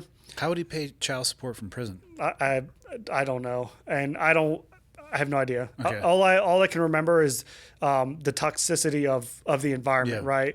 When you grow up without a father, I don't think you realize you don't have a father. Maybe some people do. I don't think I really understood it. I just knew that my mom talked shit about him, and so I didn't like him. I had this like ill opinion, and it's actually very it's like poison to a child by telling them their parents a piece of shit, It's very bad. It messes the child up. We call these father wounds or mother wounds. And so I dealt with that. And around 7 or 8 years old, my mom had finally mentioned like going to meet him. So my first memory of my father is meeting him in prison, going to the jail or whatever. And, you walk in and there's a bunch of cubicles and plexiglass and phones and sit down and see my dad walk in. He's 6 foot tall. He's got all kinds of prison tats. He's bald. He's got a skull in the back of his head and pain tattooed across his throat and like big block graffiti letters. He's got Ozzy across his knuckles. Like all of his fingers look broken and nubbed up. And he looks like a man who's been through some shit, And that was my first time. That's my first memory of him. And I remember he sits down across from me just like this. I pick up the phone and I can't fucking talk. I just break down and start crying. And I just felt so bad. It's like having a puzzle and there's like one piece in the middle and you finally find it and you're just like, God damn, like I got it, and that's kind of how it was, except I didn't have the piece. I just couldn't get to it, I think maybe in that moment I, thought about like my friends and throwing football and playing baseball and whatever, and I just never experienced that. Right. So it sucked, man. And I didn't talk to him. I couldn't talk. I just cried the whole time for 30 minutes. Did he talk to you? Yeah, he tried. Yeah. I gave the phone to my sisters. They talked to him. They had conversation with him. I am a very emotional person and just naturally. My sister's not so much as I am. I'm a crier for sure. And so when those moments happen, I just cried. And it was tough, so we walked out. I think he got out of jail or prison or whatever shortly after that. Cause like I would see him occasionally, but like he lived in an apartment above a tattoo shop and was an alcoholic. And, that was that, so, would barely ever see him. I don't have any memories of like participating in sports and like mom and dad are in the crowd and they're cheering you on. I was just out there, I don't have any of those like happy memories. The happiest memory I have with like my mom, for some reason, I was 5, 6 years old. I had chicken pox and I was staying home from school and we were sitting on the couch sharing a bag of potato chips. And for some reason I can feel her hand. I just remembered this like recently. I don't know what happened that popped in my head, but it did. But I can just remember like her hand, feeling her hand in the bag. And there's this like really like sentimental moments that you have with your parents that, for some reason they just stand out, and that's the one that stands out. And I think it was like, I was just alone with my mom and she was caring for me. And I just felt so loved in that moment to be on the couch with her, by myself, because even in those apartment complexes, we would come home and we would hear her arguing and fighting and bragging about how her current boyfriend was a piece of shit, or come home and there's a hole in the wall and there's broken glass on the floor. And she's talking about how she had gotten into a fight and her boyfriend swung on her and he missed her, but she did this. And she's like talking about this like braggadociously about how her relationships are. So when you're around like all that violence, when you feel like the warmth of a hug, I mean, it's like a big deal, man. People don't realize that. People that grow up without parents or without that love and affection, just a little bit of love, it means a lot. So anyways. That is crazy to hear. Yeah. My children would probably say that I am ridiculously over affectionate with them. Like I'm constant. I've always been an affectionate person and I appreciate touch for sure. I can't even fathom a world of, I'm going to use the term neglect, whether it's the right word or the wrong word, where just the physical act of a hug, which in my mind, and you're a parent now, right? Do you hug your kids? Oh, I don't think I can go a day without any, even my 21-year-old son. I'm like, get over here before it is such, it's that it's a thoughtless act. It's an act that occurs so much. It's just an ingrained part of our life. I can't even fathom the level of neglect where the single act of just sharing a moment of time or hug could impact you in that way. Because it speaks to and defines how far out of the light that person is. Yeah. So that goes two ways. We'll get into that here in a little bit. But even as an adult, when I hug my kids, I hug the fuck out of them. Oh yeah, it's real. I'm like, man, you little motherfucker. I get the underhooks. I get double unders and just. Yeah, I'm like, dude, I just, fucking love it, And so many people that I see who don't appreciate maybe their spouses or their kids or even just their family, just their mom and dad or their grandma and grandpa or their cousins or their fucking aunts and uncles. Like, there's so much appreciation that I have for people, like I talked about with Nick and Clark. Like there's a reason why I am the way that I am, totally. Right? Yeah. So nonetheless, maybe 8, 9 years old, that's kind of when life really started to pick up and like shit. Maybe that's just because I was old enough to start to see it and understand it more. I think maybe it could have been the whole time. 8, 9 years old, you really start to have some pretty vivid memories. And my mom had always smoked. She'd always smoked cigarettes and smoked weed. So we were used to that. And this is back in the, late 90s, early 2000s when like if you were smoking weed, you were like a criminal. Mm-hmm. And so I just remember it being like very secret, you weren't supposed to tell anybody and all that shit. And so, she'd always smoked, always drank. There was always a bunch of people at our house smoking, drinking, having a good time. And it was just, our house was like, for some reason, the place to be with everybody. And then she started to become more violent. I don't know if it was the stress of life, raising 3 kids, I don't know what it was, but she started to become more violent, emotionally, physically, abusive. So I talked about earlier, coming home one day and seeing my sisters in there smoking weed with them, right? Well, like a week or two after that, I'm sitting in my bedroom and I'm on my bed playing Grand Theft Auto San Andreas, which is fucking awesome. It's a banger game. of a game. Yeah, I used to like to fly the helicopters in that one. yeah, badass game. So playing that game, right? For context, I'm 10 years old playing that game, and I knew how to do everything, which probably not the best. Maybe I don't know. mean, for greater context, you got into porn at 5, so it was Fair. a natural extension. Fair By analysis. get into porn, I mean stumbled across something you had no idea what you were exposed to, but it still happened. You know what? I'm glad you said that because this is something I always forget to tell people, which just further exasperates like just how fucked up shit was. At 10 years old, my mom knew that I was going into her room and taking her porn and watching it. We had DVDs at this point, a little bit of an upgrade. And so instead of hiding it, she just gifted me the porn and said, you can just watch it whenever you want. Are you serious? Yeah. And I did not realize how bad that was until like just recently, like maybe within the year. Because I was just like, I did not even realize, like, I mean, I would watch that shit like it was fucking Breaking Bad, you know? I would just sit there and watch it. And I cannot fathom Yeah. providing that to one of my children. at 10 years old, nonetheless. Ever. Yeah. Yeah, true. Yeah, imagine like your kid's like 21. You're like, here's your Pornhub subscription. Like, what the fuck is wrong with you? I honestly can't make sense of that decision. Yeah. That's something I often forget to talk about, which I think is a key detail of a lot. So of what was going on. I mean, if that doesn't tell you what's happening, I mean, that's fucking crazy. Yeah. So nonetheless, I'm sitting here playing Grand Theft Auto, and I'm on my bed. My back's against the wall. TV's in front of me, right? My sister is off to the side over here. There's another wall. She's got her back against the wall. My door's right here.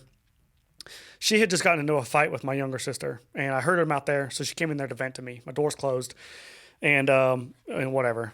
Playing a game. She's got a sucker in her mouth, and my door fucking swings open. Boom! Fucking bounces off the wall. My mom walks in, unannounced or whatever provoked, hammer fist style, strikes my sister in the mouth probably 3, 4, 5 times, like vicious, like bouncing her head off the wall. I look over and just like boom, boom, boom. And I'm like, you know, I jump on the other side of the bed and I'm crying immediately. I'm just hysterical. I remember like being at the mattress, you know, eye level and looking up at my mom as she's punching my fucking sister. And she looks at me and she says, what are you fucking crying about? Stop being a fucking bitch before I give you something to cry about. And, you know, I'm like, this is my mom. This is my protector. This is the only person that I have. Like, what the hell is going on? And this is when I began to realize, like, this is not normal. Like, this is not okay. And that's when I started to have I knew I was going to tell my story one day, right? And she walks out, you know, and my sister and I sat there and held each other and cried. And I'm trying to, I often try to think about a way to tell these stories to get people to understand how severe they are. Because a lot of times when you hear these stories, you hear a lot of people, they'll say, you know, I got my ass whooped too, you know, and occasionally a mom or dad does smack their kid or punch their kid out of frustration.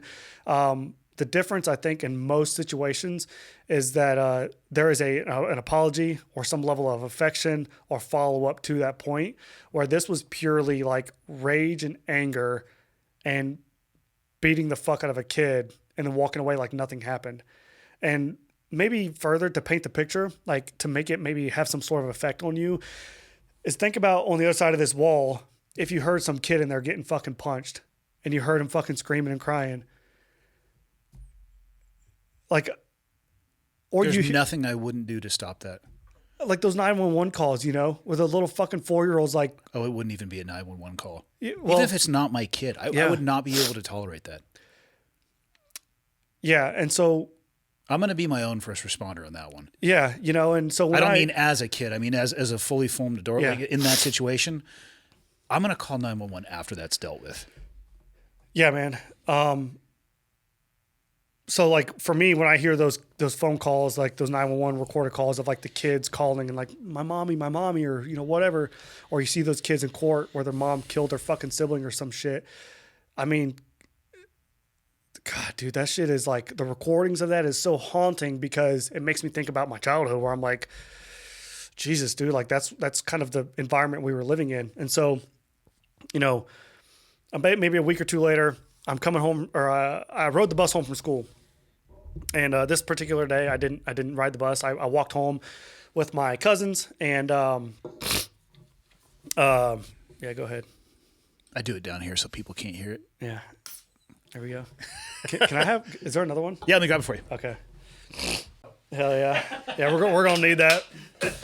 I've been pacing this one just to not be rude. But since you Problem with these though is you got to pee. I'm getting to that point. I got a diaper. Do you need to take a piss? Here, go take a piss. Yeah, we'll just take a break now. This is a good good intermission. Yep. Ladies and gentlemen, today's episode is brought to you by LMNT, or LMNT. I really have heard people debate on how this can be said. I'm going to say, pick whichever one you want to. I don't necessarily think it matters. So what is it? It is a zero sugar electrolyte drink and a sparkling electrolyte water. They now have an RTD, or ready to drink. That's where the electrolyte water is coming from. That has grown from the body of research revealing that optimal health occurs, or outcomes occur, at sodium levels that are 2 to 3 times the government recommendations. I first heard about this through a good friend of mine, Rob Wolf. He and I actually have known each other for quite some time. I've hosted him on the show a few times as well, so please go back and reference those episodes. He is one of the smartest people that I know. Makes me feel like I am an absolute idiot anytime he opens his mouth, because the things that he knows, I don't understand half the stuff he's saying. Now, I remember when he is a co-founder of LMNT, and when the company was starting, I was getting my hands on the product. And the cool thing is you can order bulk, like these huge boxes. I say huge, it's 30. But these things right here, these are my absolute go-to. He and I were also jiu-jitsu training partners for a couple of years, actually, when he moved to Montana from Texas. And I remember specifically what my body felt like before I started using LMNT and then after. I can still feel it to this day, because as much as I'd like to say I'm squared away, I don't always have these on me. But you go to training, for those of you who've never trained jiu-jitsu, you are sweating through your clothing for sure. So there is an output of things coming out of your body. Most of the time I would rehydrate with just water, and I'll tell you, it wasn't getting the job done. Sore, achiness, just kind of feeling depleted for the remainder of the day. Started implementing with LMNT. Now, for me, 12 ounces of water is the minimum, probably more like 16, because it is powerful and you get used to it, but it can be overbearing when you first start. So I would say either cut the dosage in half or use more water than you think, but an instantaneous difference, because I was putting back into my body the things that I was expressing during those hard training sessions. It's used by professional athletes. It's accepted and adopted by almost every genre of sports at this point. This stuff is phenomenal. If this sounds like something that you want to integrate into your life or lifestyle, head over to drinklmnt.com/clearedhot. That is Lima Mike November Tango. drinklmnt.com/clearedhot. You're going to get a free sample pack with your first order, or with any purchase, I should say, which is probably a great way to test any brand out. If they make a variety of things, get the sample pack. See what you like, see what you don't like, keep what you do like, discard what you don't. And don't forget, you can try their new LMNT or LMNT Sparkling, which is the 16-ounce can of sparkling electrolyte water. They're pretty awesome. I have them in the mini fridge here at the studio. Michael seems to drink more of them than I've been able to get my hands on, that little bastard. But, he trains probably harder than I do, so needs it as part of his rehab and recovery protocol. drinklmnt.com/clearedhot. Get a little salt in your life. Back to the episode. All right, continue. Fire away. We're Fire back. away. Fresh water's got a 6er on the table of water, everyone. Take it easy. So, so I never walked home from school. I always rode the bus. And on this particular day, me and my cousins decided to walk home, me and a bunch of boys, 2-3 boys, doing typical boy shit, running around, doing bullshit before we go home, right? And ended up taking us like 2-3 hours to get home, because we were just having fun. Yeah. And I get home, and I didn't think anything of it. Obviously, as a parent, you'd be a little concerned. Your kid's 3 hours late getting home. And most parents would probably be like, where's my child? Like, what's going on? Oh, my God, you're finally home. Thank God, right? I get home, and my mom's like, where the fuck have you been? Go upstairs. And it was like really like you could tell you fucked up bad. And I would say in most situations, kids could probably be like, okay, I fucked up. This is going to, whatever, get a whoop and be over with. But when you're scared to come home in the first place, it's already just not good. So go upstairs. Standard procedure for getting an ass whooping was like bending over the bed, grab the blankets, don't move. Because if you try to protect your ass with your hands, they're just going to get your hands hit, right? And so my mom had this board that she would whoop us with. It was like a 2x6 handle carved in it, a bunch of holes in there drilled for optimal ass whooping. And the first time she hit me on that day, I realized like, okay, this is not good. Like literally the first crack, I rebounded off the bed, fell to my knees, and she kept swinging. And so she went from hitting my ass to she struck me across the back 3, 4, 5 times, somewhere around there. And I can remember, like, I don't remember what it felt like, but I can remember being there on my knees, like fighting for my life to stand up, to try to like get the hell out of the way. And my mom just kept swinging, and she swung it, and I'm like bouncing off the bed, and it almost feels like there's like a cloud of like anger. You can feel the emotion. You can feel almost like the tension, I guess, in the air of just this, like, you couldn't breathe. It's like you couldn't breathe, And I fell down, and I'm laying there screaming and crying. And instead of, I'm sorry, I love you, and this is why I did this, or whatever, she says, get the fuck out of here. Go to your fucking room. And so I like low crawled in my room, probably being a little dramatic, but I just, as far as like pain and the capability of standing goes. But I wanted to be loved, every kid, especially when you upset your parents, you just want their approval, right? You just want like, okay, I still love you, even though, their forgiveness, approval. Yeah. So I crawled in my room, and I laid in my room, and I cry and cry and cry. And that's when that's kind of one of those days where I was just kind of like, I'm going to do something special with my life. Like I'm going to get the hell out of here. I'm going to do, like, this is not normal. This is not okay. It's also, I began to have like a lot of suicidal ideation. Started thinking about killing myself a lot. I would think about different ways I could do it, which there's, a few mechanisms as a child, and shooting, stabbing, drowning, jumping were like the things that I would think about. And I was scared to feel pain. So that's like the thing that detracted me the most was I just didn't want to feel the pain. So I would sit outside my window at night, like no shit, staring down 25 feet below. Like if I land just right, I'll fucking break my neck and die. But if I don't, I'm just going to be this asshole who's crippled or tried to kill himself, I mean, that's literally the process that was going through my brain at 10 years old. And, thought about stabbing myself, thought about shooting myself. I didn't have access to a weapon, had knives, but I was scared of that pain. So I never did anything, never attempted it. Nonetheless, those thoughts were probably nearly every day. Eventually they did become every day, but maybe in the early stages it weren't every day, but they were pretty frequent. And 10 years old. Okay. So my mom, she starts to work at night. So she starts to work, we would go to bed 8 o'clock or so. She'd go to work, and she worked a factory shift. So she'd work like 9 to 9, at night. And we lived in this neighborhood. One night my sisters wake me up, and they say, Seth, somebody's trying to break in. And I'm like, what do you mean? I think they're messing with me at first. And I wake up, and my one sister has a knife, and the other sister has a alarm clock. She has the cord wrapped around her hand. She can swing it around, right? And I'm like, okay, they're serious. So we get downstairs, and at 9, 10, 11 years old, me and my sisters are standing in the kitchen. We're watching the back door that has the handle, deadbolt, and a 2x4 nailed across the door. And I'm just watching it, just ripping from the frame. Like there's 3 men outside my back door. One of them's got a baseball bat. The other one has a sledgehammer and some other sort of blunt object. And they're, literally just like boom, boom, boom, boom, boom, boom, just striking this door, trying to get in the house. And I don't remember if I grabbed anything or what I had done, but we're standing there, and we didn't have anything. We didn't have like electronics. We didn't have money. We didn't have anything for these people to get. And I don't know what they would have done had they gotten in the house. I don't know if they were coming for me and my sisters. Like there's no telling what they were going to do. And neighbors come outside, scare them away, call the cops. Cops show up, call mom home from work.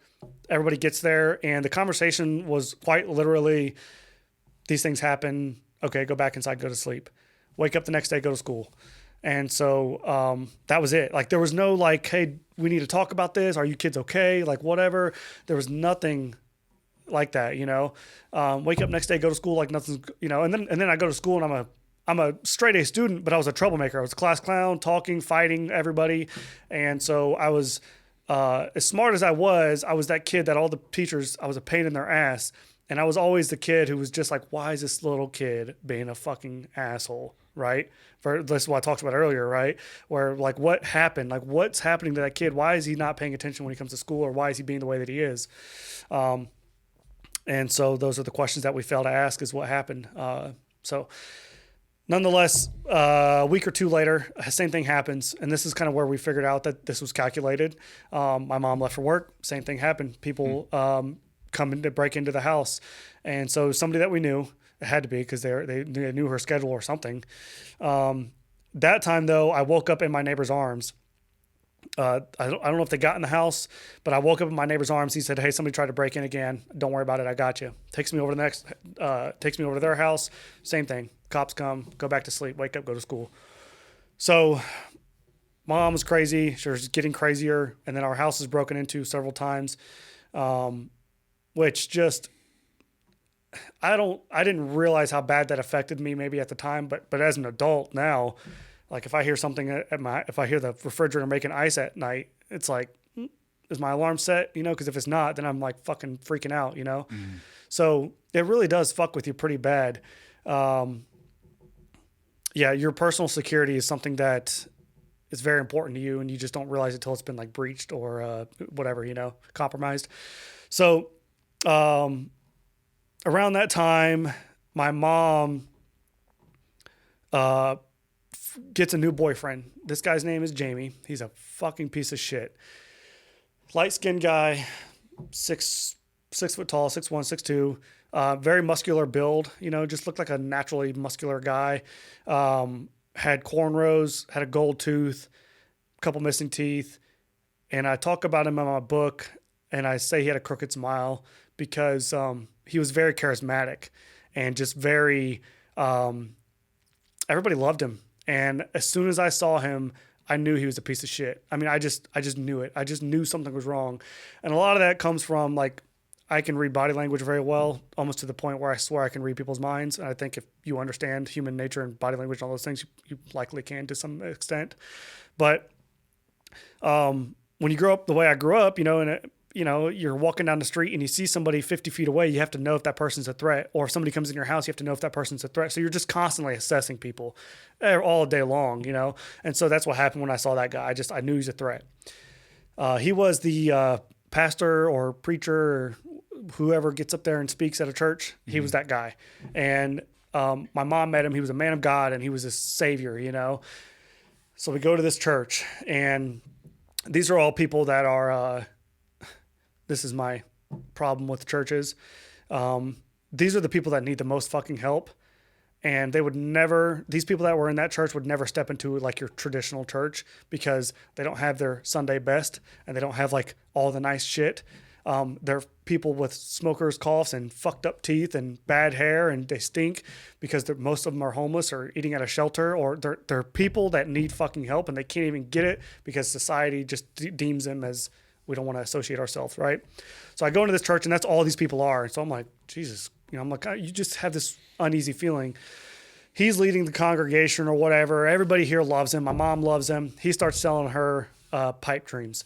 Okay. The way I think of pipe dreams are you sit around, you're drinking or smoking, you're hitting the pipe maybe, and you start to have all these visions, right? Of like, hey, we're going to buy a house. We're going to live this great life. We're going to get out of this and we're going to do great things. And what happens when you're sober? It goes away. Okay. We end up, my mom starts dating this guy, and he has my mom and sisters like fucking hook, line, and sinker. Just, he's got him. And I was always just uneasy about him. And we end up moving to this other house that had no utilities. We lived in this house. We were moving in and the utilities weren't turned on.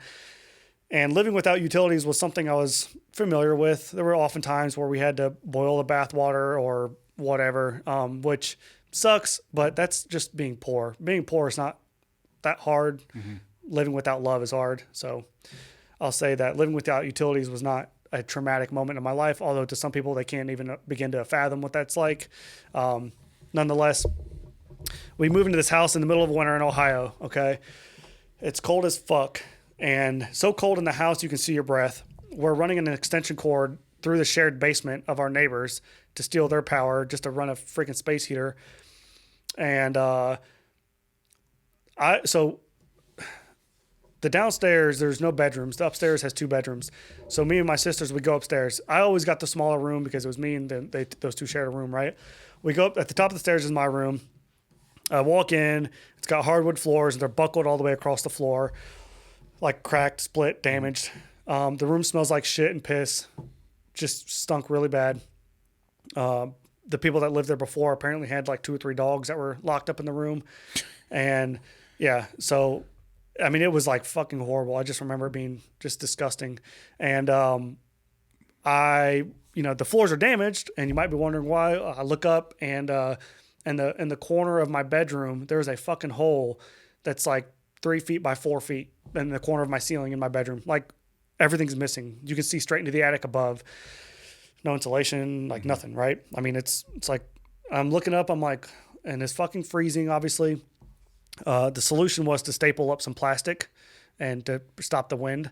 So the elements were quite literally blowing into my room, rain, snow, all of those things. It pulled up, eventually there was like this big like puddle in there. And unfortunately it actually ended up busting one night while I was sleeping and soaks my whole room.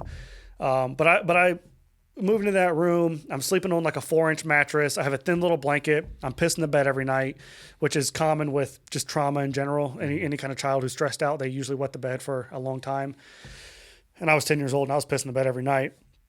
So I'd wake up freezing cold in my own piss, get ready for school and go to school. We were at this point, Jamie had gotten my mom addicted to crack and cocaine. So, there's another layer of just trauma that gets added to the table, I guess. And with heavy drugs, there comes addicts and more people. And so in this new environment that we're in, this new house, every fucking day there'd be like 8, 9, 10 people that come through the house. And we didn't know that my mom was addicted at that point. We had our suspicions because the house would stink really bad and there would be all these people. But then they would go to the bathroom and they would sit in the bathroom for 4, 5, 6 hours. And they would just sit in there and get high all day long.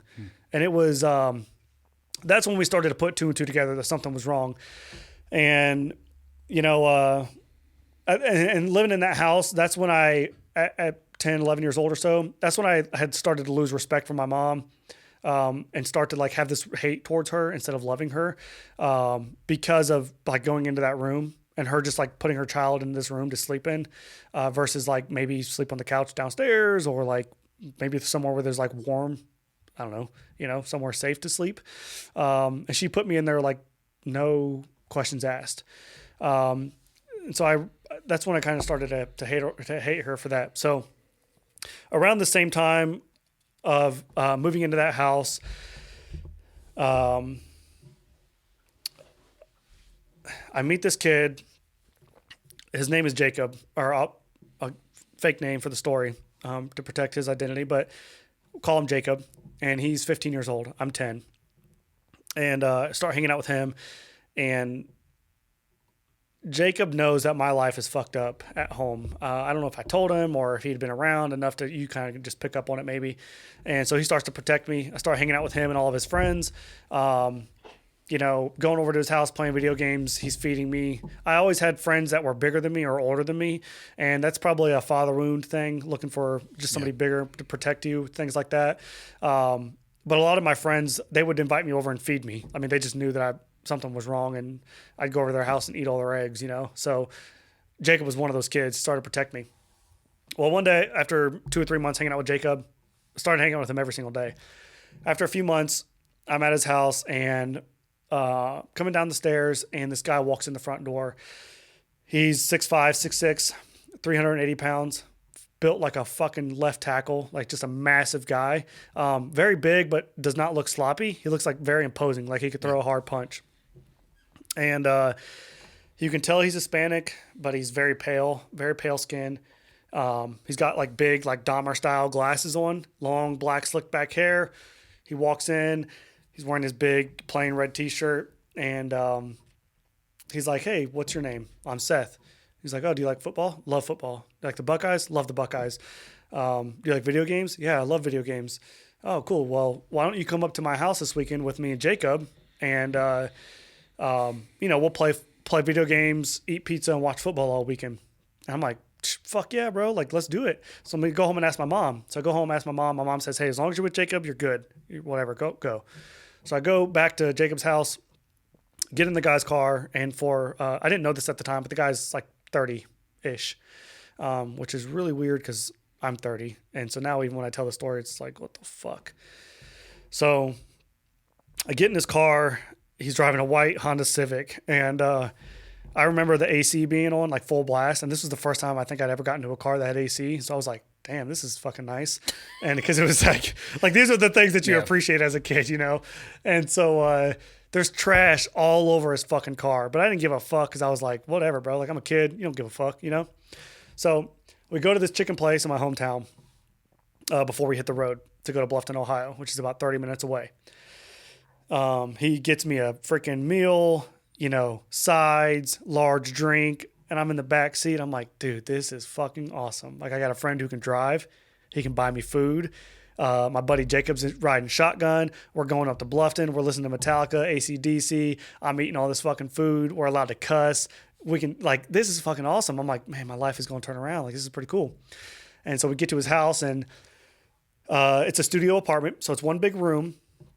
You walk in, it's got low ceiling, acoustical ceiling tiles, and look off to the right. There's an entertainment center and like 2 or 3 TVs, couch, chair. Back right corner's got 2 desktop computers. The middle of the room has a big glass table with a bunch of like Dungeons and Dragons shit all over it. We played that a lot when we were over there. Back right corner is like the kitchen and the bathroom. And then the back left corner, there's this black curtain that's hanging from the ceiling, and it's cornering off. That's where his bed was. And my initial thoughts were, one, the apartment was cold because the AC was on and it was just full blast. Big ass dude. He ran hot. 2 was there was multiple TVs and multiple game systems, which meant you didn't have to take turns and you could play all night long. And so we sit down, we start playing video games, dinner time runs around. He orders a bunch of pizza, get a bunch of pop, energy drinks, and I didn't go to sleep like when I was at his house, especially that first weekend. I mean, I played video games for 36 straight fucking hours, like just having the time of my life, And I remember like Jacob going back and sleeping in his bed with him. And I didn't think anything of it because as a boy, you have sleepovers and you sleep with your friends and it's not a big deal, And that's what I attributed it to. And I was like, yeah, whatever, not a big deal. Didn't think twice about it. And so he drops me off, Sunday. That was like a Friday or Saturday. He drops me off Sunday, says, hey, when do you want to come back? And I'm like, I'll come back whenever. Like, this is awesome. So basically from that point forward, I start going to his house every single weekend. 52 weekends in a year. I was at his house, no shit, 45 weekends out of the year. Was Jacob there with you most of the time too? Most of the time, yes. So Jacob was 15 going on 16. I was like 10, 11 years old at the time. And so Jacob did start to go up there a lot, or he did go with me a lot. Eventually, I started going by myself. And for probably several reasons, Jacob didn't want to go, and then I would just go by myself. And then my mom either didn't care or just stopped asking if Jacob was going, And one of the weekends I was up there, maybe 2 or 3 months into knowing him, we're having conversation. I think we're probably driving up there, and Jacob was with us. And I start to tell. So this guy's name is Mondo. Okay. His real name's Armando Vasquez, but we called him Mondo for short. And I start telling Mondo that, I have this tough life and that my mom is very abusive. She's very mean. At this point she was like fucking us up pretty good. And in addition with all the drugs in the house, I would tell him stories of where she would grab me she always did this thing where she'd grab my face. She had long nails. And so she would grab my face and just like slam my head into the wall. And I can remember what it feels like to have her nails like digging digging the skin up kind of. And I can remember like looking into her mouth while she would yell at me. I never wanted to look her in the eyes. It's just there's something looking at somebody in the eyes, And so, but I can remember seeing the spit in her teeth and her stained teeth and the bad breath and just like hitting me in the face while she would slam my head. I had long hair, like down to my shoulders, really did look like a little girl. She would grab me by my hair and bounce my head off the refrigerator. And she was doing all the same things to my sisters, and, at this point, like my older sister, it was just, and my younger sister, they were just smoking weed together with all these adults at 10, 11, 12 years old. And so I start telling all this to Mondo, I got a single mother, no father. I've got 2 sisters. Mom's abusive. I'm getting bullied at school. I was a really good student, straight A student, but I got in a lot of trouble and got bullied. And Mondo basically not reciprocates, but repeats all the same information back to me, where he grew up with a single mother who's abusive. He's got several sisters. He's a very smart kid. He was bullied. All of the things that I had told him, he mirrored right back to me. Whether it was true or not, I do believe most of it is true with the knowledge that I know now. But it's a common tactic. A lot of people, I'll let that slide. I think it was true. I think most of the things that he told me was true because true or not, there's a reason why he mirrored it. Yes. And if you haven't picked up on it now, like this road's going down a pretty dark path, right? So, on this one particular weekend, me and Mondo had this really deep conversation. And now at 10 years old, the only person in my life who even begins to understand who I am or why I am the way that I am or whatever is this man, right? He's the only person who understands me because he's been through exactly what I've been through. So you begin to have this deep level of trust and connection with that person, right? And I'm at his house Sunday morning. We're getting ready to watch some, football at noon or 1 o'clock. And Jacob left to go get tacos down the street, and I was sitting on the couch, and I told Mondo I was cold, and so he's like, well, why don't you sit on my lap? And he had a blanket, and so I get up in his lap, and he's a big guy, sit on his left leg. He's got his left hand on my left hip, big fucking hands, and his very calloused hands. I'll never forget what his hands feel like. Big calloused hands and long nails. His knuckles were so like big and dry and callous, like he would take them and rub them together and it would sound like rocks. And it was like one of these weird things he would always do. So I just remember like hearing his knuckles. He'd always do that. But anyways, I was sitting on his lap, and he's got his left hand on my left hip, and I'm laying there in his chest, covered up in a blanket, nice and warm. And truth be told, I was so comfortable, man. I was like, I don't know if you have a father in your life, but the love of a father or of another man is something essential to men. Like, men need that. We need other men's love and affection and caring, especially young boys. And I'd never had that. I'd never in my life been held by another man. I'd never been held or cared for or loved for by another man. And so when I laid there, I just felt so fucking comfortable. And he was like a big dude. It was like a big pillow. And, his left hand slips off my hip and hits me in the butt. And he says, "I'm sorry."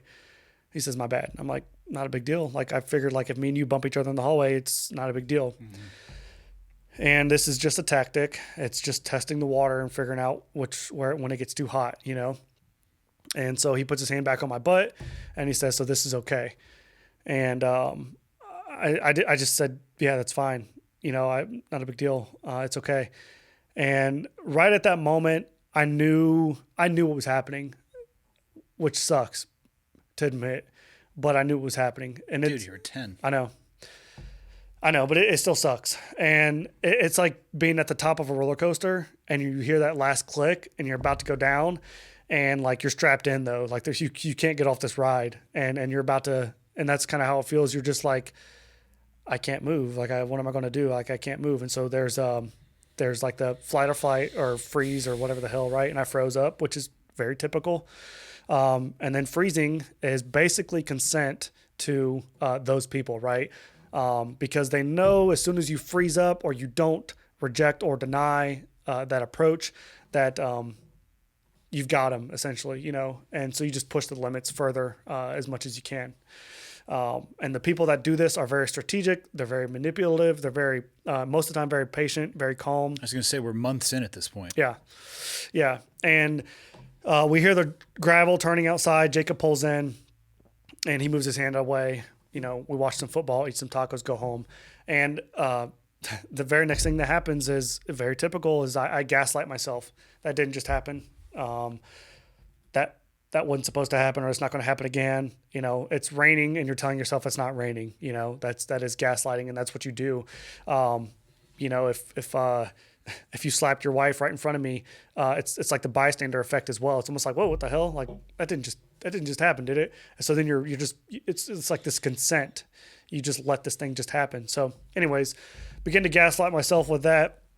And then as the months go on from this point forward, the abuse just progressed every single weekend, and it wasn't like first base, second base, third base.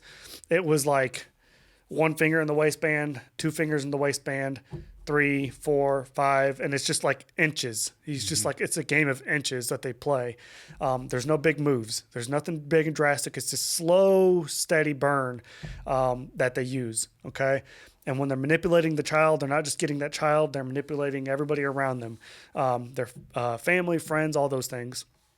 Say all that to say, as the abuse got worse, at some point I was basically trapped. It feels like, it's like if you drink these waters every day and then you pick a different water to drink and somebody's like, well, what are you doing? Why are you not drinking that water? Is there something wrong with it? And then, so for me, I was hanging out with him so much. If I stopped hanging out with him because he was doing weird shit, people started asking me questions, right? And you just don't want those questions. You're just scared of that, and you don't want to explain yourself. You're just scared of that. So, where was Jacob while this was escalating? So Jacob, he was on and off. He would be there some weekends he wouldn't be there, and that's after knowing him now. So I never tell the story this way, but I'll tell it now. He was sexually abused by the same man for sure. Right, for several years prior to me. And I was not his escape, but when Jacob was older and got into high school and then started driving, he had friends that wanted to do shit on the weekends, and he had girls. And so that was it. He just stopped going because he finally found an escape route, I guess. And college ultimately ended up being his big escape, but that was basically it. And I didn't have anybody to go to or to go to for anything, so I kept going back to the guy's house. Are you still in contact with him? Jacob? Yeah. Yeah. Okay. Yep. I'll touch base on him a little bit later, but so yeah, I keep going to his house, and the abuse keeps getting worse. There was another big moment that kind of happens that really breaks the mold or the barrier. And it's really fucked up because it's incredible what you can do to people if you know how to manipulate people. It's insane. And I remember standing in front of him one day, watching football. Well, he had called me. He'd called me over to him. He's like, hey, why don't you come over here, sit in my lap or whatever. And I go over to sit in his lap, and he kind of leans forward in his chair. It was just me there. And he grabs my shorts and he rips my shorts down, shorts and underwear. And he had not seen me naked at this point. And this is the first time. I bend down, pick up my shorts, and cover myself up, and I'm crying. I immediately start crying because I'm embarrassed. Like, what the hell just happened? I'm scared. And so what he does is he pulls me and he hugs me and he holds me. He says, hey, what's wrong? Like, what's going on? Like, I was just joking with you. I'm sorry if that made you upset. And I told him, I said, that was embarrassing, and I don't know, this and that. And so what he had done was, knowing full and well that he was the only person that could protect me in that moment, he exposed me, right? And broke me down because he was the only person that I could turn to. And it's this, it's a manipulative tactic that people will do. And that's what he did. And so then he held me and he told me how important I was to him. He told me that I was the most important thing in the world, and that how much he loved me and how depressed he was and how he wanted to kill himself, and that he wouldn't kill himself because I was in his life. And so at 10 years old, I have like all of this fucking like weight on my shoulders of like this like emotional relationship that I have with this man, you know? And so now I have this pressure of like this, I'm the most important thing to this guy, you know? And so that's a very, you know, I guess detailed, manipulative tactic. Another thing he would do is we had other adult friends. He never met my mom. He never met any of my family. I knew his family. I met his mom, met his sisters. I would go to his holidays. I'd go to his 4th of July's, Memorial Days, Thanksgivings, Christmases. I met his sisters, their kids. He was like the 30-year-old man showing up with a 10-year-old, 11-year-old kid at Christmas, and like nobody fucking said anything. Yeah, that's super odd. Yeah. And nobody talked to me, you know, and I don't know that I would have said anything to tell him at the time because you're scared of denial, you know, and rejection. And the guy was massive and imposing. And so what happens if they don't believe you? Like, is he going to kill you? You know, there's a lot of fears of that. Mm-hmm. But when we would hang out with our other adult friends, like these just like random fucking people we knew, he would make comments towards me or about me. Like if we were sitting in a room just now and he would say, well, we got to go. You know, Seth's got to blow me tonight. Or, yeah. And they were okay with that. Yeah, man. What are the odds now looking back that you think that they knew who he was and what he was up to? They didn't know. Really? I don't think so. I don't think so. They either didn't know or they're just as fucked up. And because those people had kids, like I'm in a room with other kids. Like I could see that going both ways. Yeah, right. I'm in a room with like other kids are with me watching football and like whatever, eating dinner, and those kids' parents are there, and like, and he would just say it. I'm gonna go back and I got to go back and fuck Seth tonight. And I mean, no shit. Like he was like very. And the thing is imagine like the fucking balls it would take to say that in front of somebody. Let alone your family. Not that it's better to say it in front of strangers, but. Well, so he wouldn't say it in front of his family, but just these other adult friends that we have. Okay, gotcha. Right. So, but if you said that, there's no way in hell you're actually doing that. You know what I'm saying? There's no way in hell that I would allow that comment to be made a second time. Right. And that's part of the problem. Okay. With reporting is in regards to children. A lot of people don't want to say anything or report because Mondo was the best friend to everybody. He was funny. Everybody loved him. I mean, yeah, that's how you hide in plain sight. That's exactly what it is. It's a wolf in sheep clothing. That's exactly what it is. And it's attack. It's what they do. It's what they do to hide. And that's the reason why anywhere there's kids, it's the little league coaches. It's the guy in the church. It's the person that you never fucking expect. We talked about statistics earlier. 78% of the time, it's somebody in your immediate household, mom, dad, brother, sister. Over 90% of the time, it's somebody in your immediate circle of trust, right? So like 98% of the time. So, like it's these people that are closest to your kids because there's a level of trust and connection they have to the child. My daughter is we talked about that earlier. You know, she's gonna freak out if somebody else touches her, but if daddy does it, she's going to be a little confused, but like it's daddy, like she can trust daddy, right? So there's that, and here lies the problem, okay? And so they do that with their friends as well. They manipulate everybody around them. They got everybody believing this fucking facade that this guy's got on. And so at that point, like, what do you do?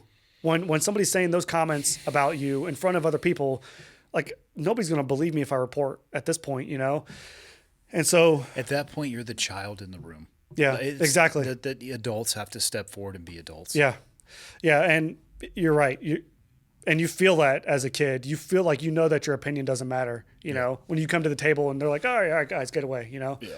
So life goes on. So not only was I dealing with like Monday through Friday, basically the hell of being at home with abuse and drugs and violence. Saturday, Sunday, I was getting sexually abused by this man. And you know, like I said, it's a slow burn. He's slowly playing the game. Around 12 years old, I had basically experienced everything you can experience in the realm of sexual behavior, like everything. You know, there's some fucking haunting stories that I tell. You know, the guy was watching me like go through puberty, and he would make comments about that. Like, he was so proud to see growing in hair and those kind of things. Like he'd make those comments because eventually I start going back to his bed and sleeping with him. And in his bed, there's no clock. There's no like alarm clock back there. And it was dark. It was all black. He had black blankets, black sheets, pillows. And so there was no frame of reference for time. It wasn't like I got 45 minutes and then I can be done. Mm-hmm. I got an hour or whatever. It's like I would be back there for fucking ever. And I felt every minute of it. Like it was no disassociation. There was no like putting somebody else there. And it was I can just remember like he would say weird shit to me. He was like telling me he loved me. I talk about it in the book of like the first moments of him like kissing me, and dude, it's fucked up. And, you know, he starts to perform oral sex on me, and 12 years old, I end up having an orgasm, my first orgasm at 12 years old. And, this 30-year-old man looks up at me and he's like, "Did you enjoy that?" You know? And I'm like, "What am I supposed to say?" You know, I don't know. And I say yes. And the shit just keeps going on. So because he was performing things for me, he wanted it reciprocated. So it happens, and there's a lot of dark, twisted shit that I could tell you. Nonetheless, I keep saying that word. I'm sorry. I get what you're saying. Yeah. So we where is this motherfucker now? He's dead. Please tell me it was extremely long and painful. Like he accidentally lit himself on fire from his toes all the way up to his face, and it only burned 1/4 of an inch at a time. I wish that was the case. I'll wrap it up for you, and then we'll continue. A couple key elements here before we get to that. Big events, I guess. So 12 years old, like I had experienced everything, right? And then one weekend I go home from his house. It was on a Sunday. I go to my neighbor's house. My sisters are watching Intervention, the TV show about like saving people from drugs, right? And at the end of every show, there's contact information. And my sisters and I are looking at each other, and we're like, oh, we know somebody. Like, let's get mom on the show and see if we can help her. No shit. That day, walk outside, and there's a fire in my front yard. Me and my sisters are immediately hysterical because we know something really fucked up is going on. There's a fire in your front yard? What was burning?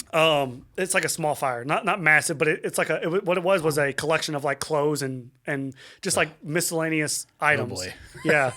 My mom had gotten into a fight with her boyfriend in the bathroom over some drugs, ended up stabbing him and setting his shit on fire in the front yard. So the cops were called. Look on the front porch. Jamie's standing out there, like white tank top on, blood all over the front of his chest and torso. Cops pull up. They grab my mom, throw her in the back of the car. I'm 12 years old in the middle of the fucking street looking at my mom in the back of this car. And despite all the bullshit that we've been through, like that's my mom and I need her. She's the only person that I have. And I can't even talk to her. Like I remember being at that car and like trying to get through the window to her, and I'm just crying so hard, like this visceral freaking emotion. It was so painful. That was one of the worst days of my life.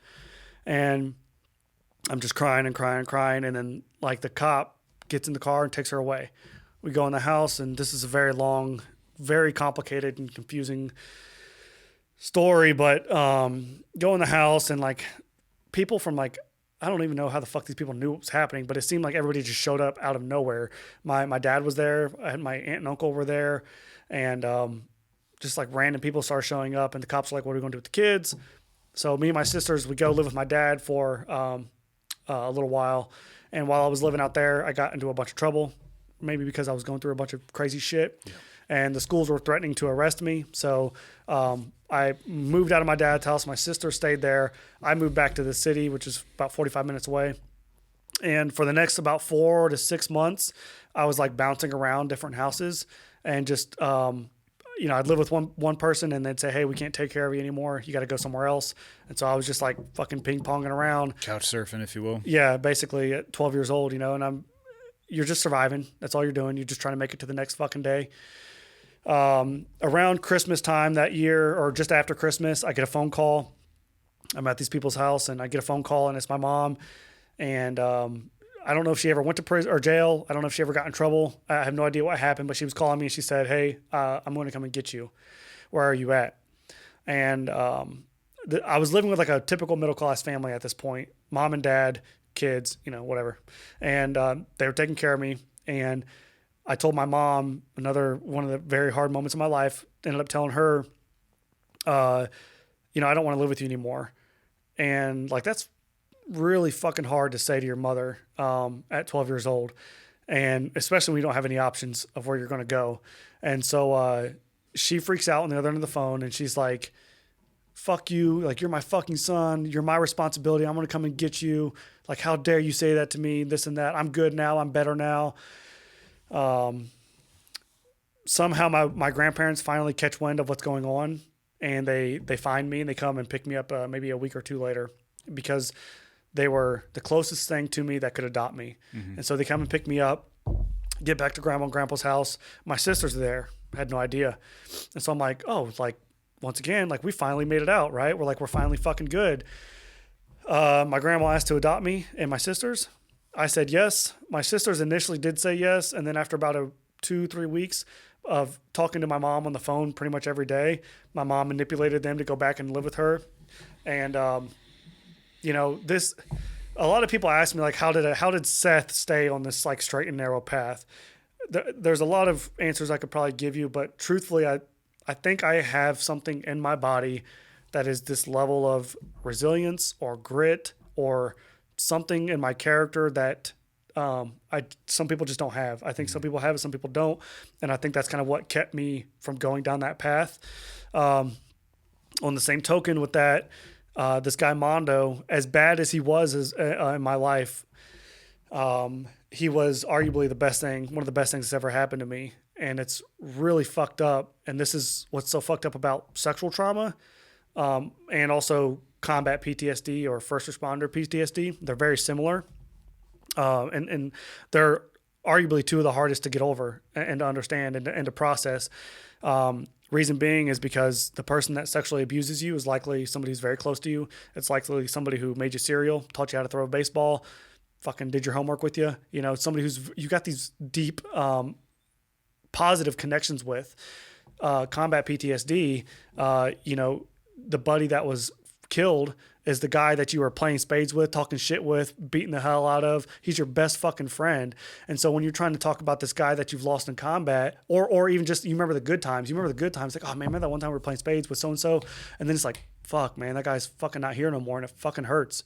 And so sexual trauma and combat PTSD, they're very similar in that regard when you're trying to process it, because your brain has one memory. It remembers this person, like, it, so you remember the good and the bad, and so it just fucks you up really good.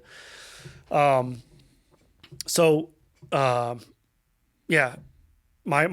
grandparents, I said yes. My sisters ended up leaving. They go back to my mom's house. I found out recently that when they did go back, my mom was living in a house that had no utilities.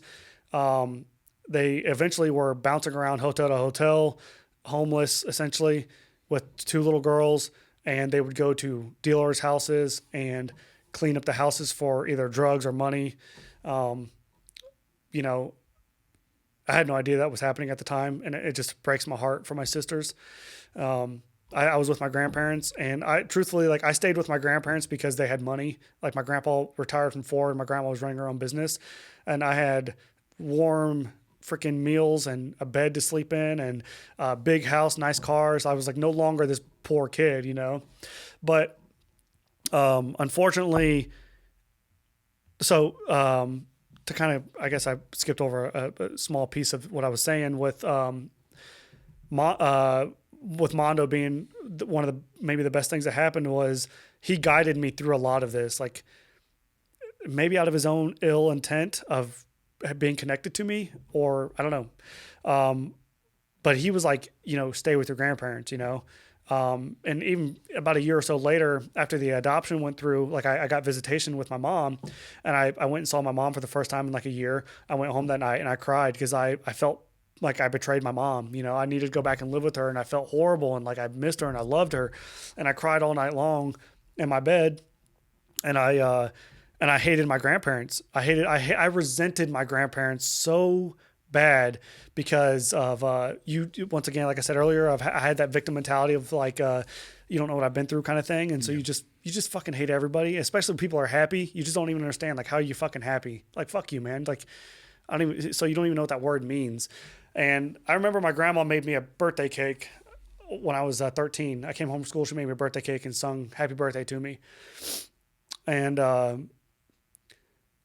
remember coming home and being like fuck you, like I'm not a fucking kid, like I'm not a kid, like you don't have to don't treat me like a kid, don't treat me like a baby.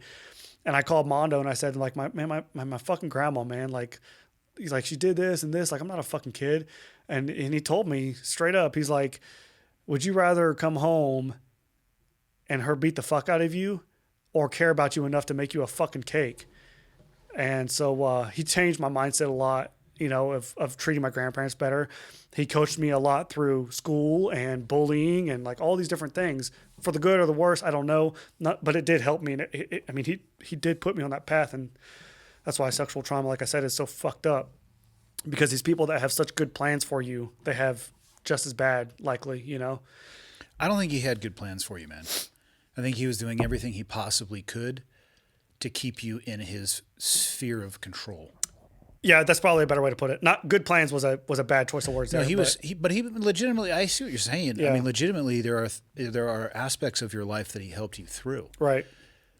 My suspicion, and that's all that it is, or Yeah. hypothesis, would be that he was doing that so you would stay in his life. Yeah. He was trying to help you in yours, so you would fill the role that he would want for you in his. Right. Yeah, and there's like that level of like dependency that you have. You know, it's like quid pro quo kind of thing, where like he did this for me, he did this for me. Yeah, nothing he did, but again, total Yeah. suspicion, hypothesis. Yeah. I don't think anything he did was accidental. Right. He sounds like an incredibly accomplished predator. Yeah, he was, and you know, around 13 years old, go back to, you know, well, let me back up here. I'm at my grandparents' house, and when I first got there, I tell him, I said, well, I have this friend that I want to go hang out with, you know, and because I was still defending the guy. He was still calling me all the time. I was still calling him, and so he was kind of putting that in me, like, hey, when are we going to hang out again? And so I tell my grandparents, and my grandparents, they know what happened to me when I was 5, when I was molested. And they know my whole history of childhood. And so they're like, fuck no. And I tell them, like, he's not like that. I defend him. I do all the things. And so they say, well, we want to meet him. So he shows up at the house. He makes my grandparents laugh. And this is like the first time he'd ever met anybody from my family. So now it went from me going to his house all the time. Now he was at my house all the time for all of my holidays. Now Seth was the kid with the older friend versus the inverse, you know. So he made my grandparents laugh. You know, he came over and told him, I know Seth's had a hard life. And, you know, I've just been trying to help him and hang out. And I know Jacob, and my grandparents knew Jacob. And they, you know, he was back in the saddle. And shortly after that, unfortunately, you know, I won't get into the details of it, but he rapes me for the first time. I was 13 years old. He rapes me. I remember it all happening, and you know, he gets done, and I go back to his bathroom, and I'm sitting on the toilet, and I'm just crying, and I'm just thinking to myself, like, my life is fucking over. Like, I don't have a mother. I don't have a father. I just have been raped. I can't say anything to anybody because many, many reasons. Some of them being people are going to think I'm gay. They're going to think I'm weird. They're going to make fun of me.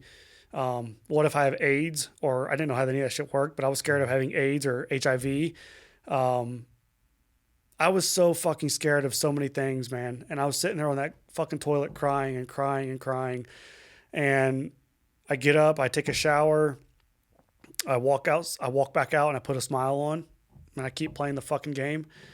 And it goes on for almost 3 more years. I was up at his house one weekend. I was a month away from being 16, and I had a younger friend that would hang out with me and go to his house. And this kid, he was only allowed to go if I was there. His parents would not let him go alone.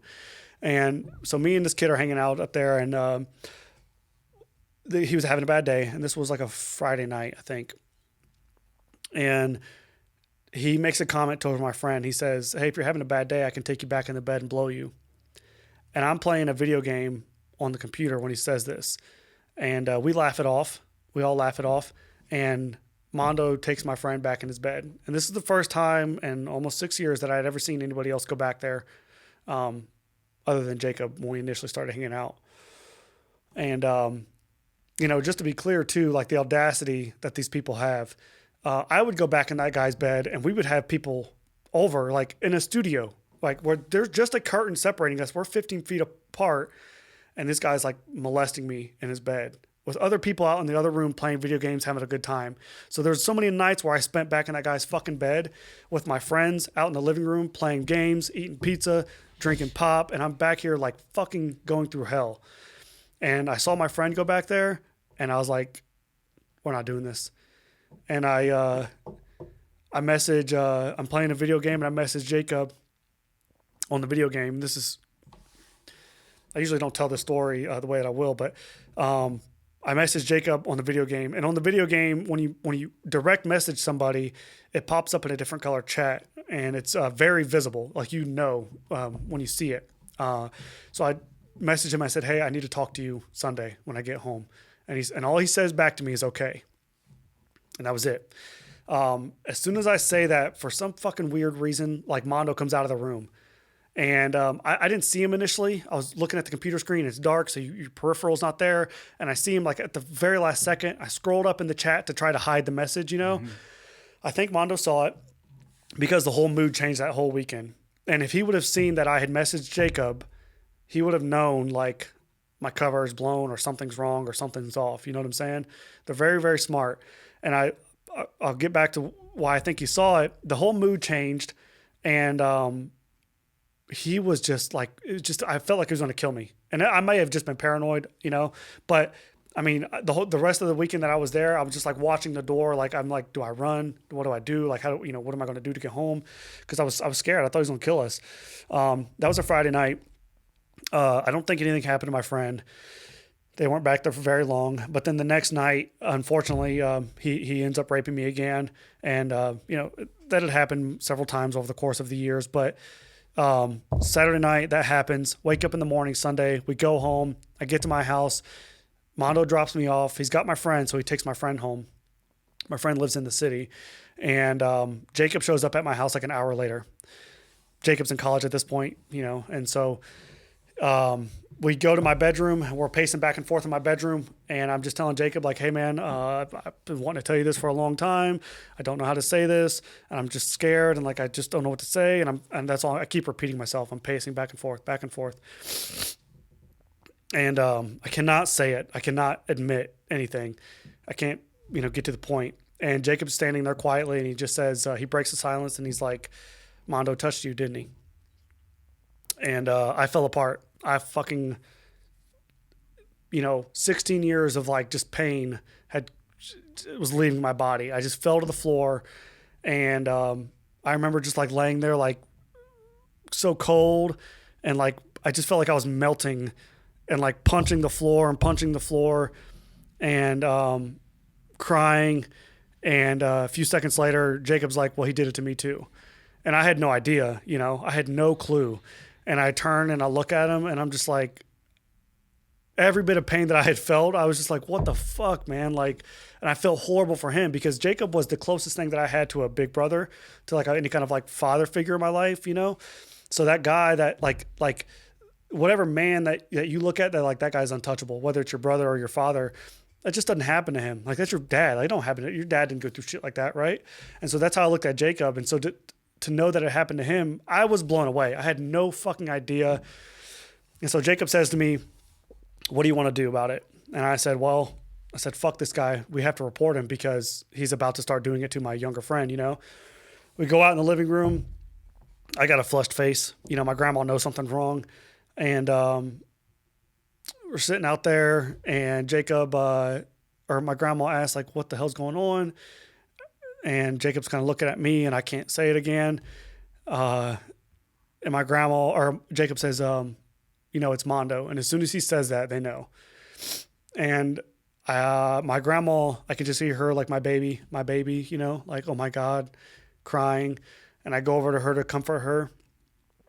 And I'm holding her and she's crying and I'm crying.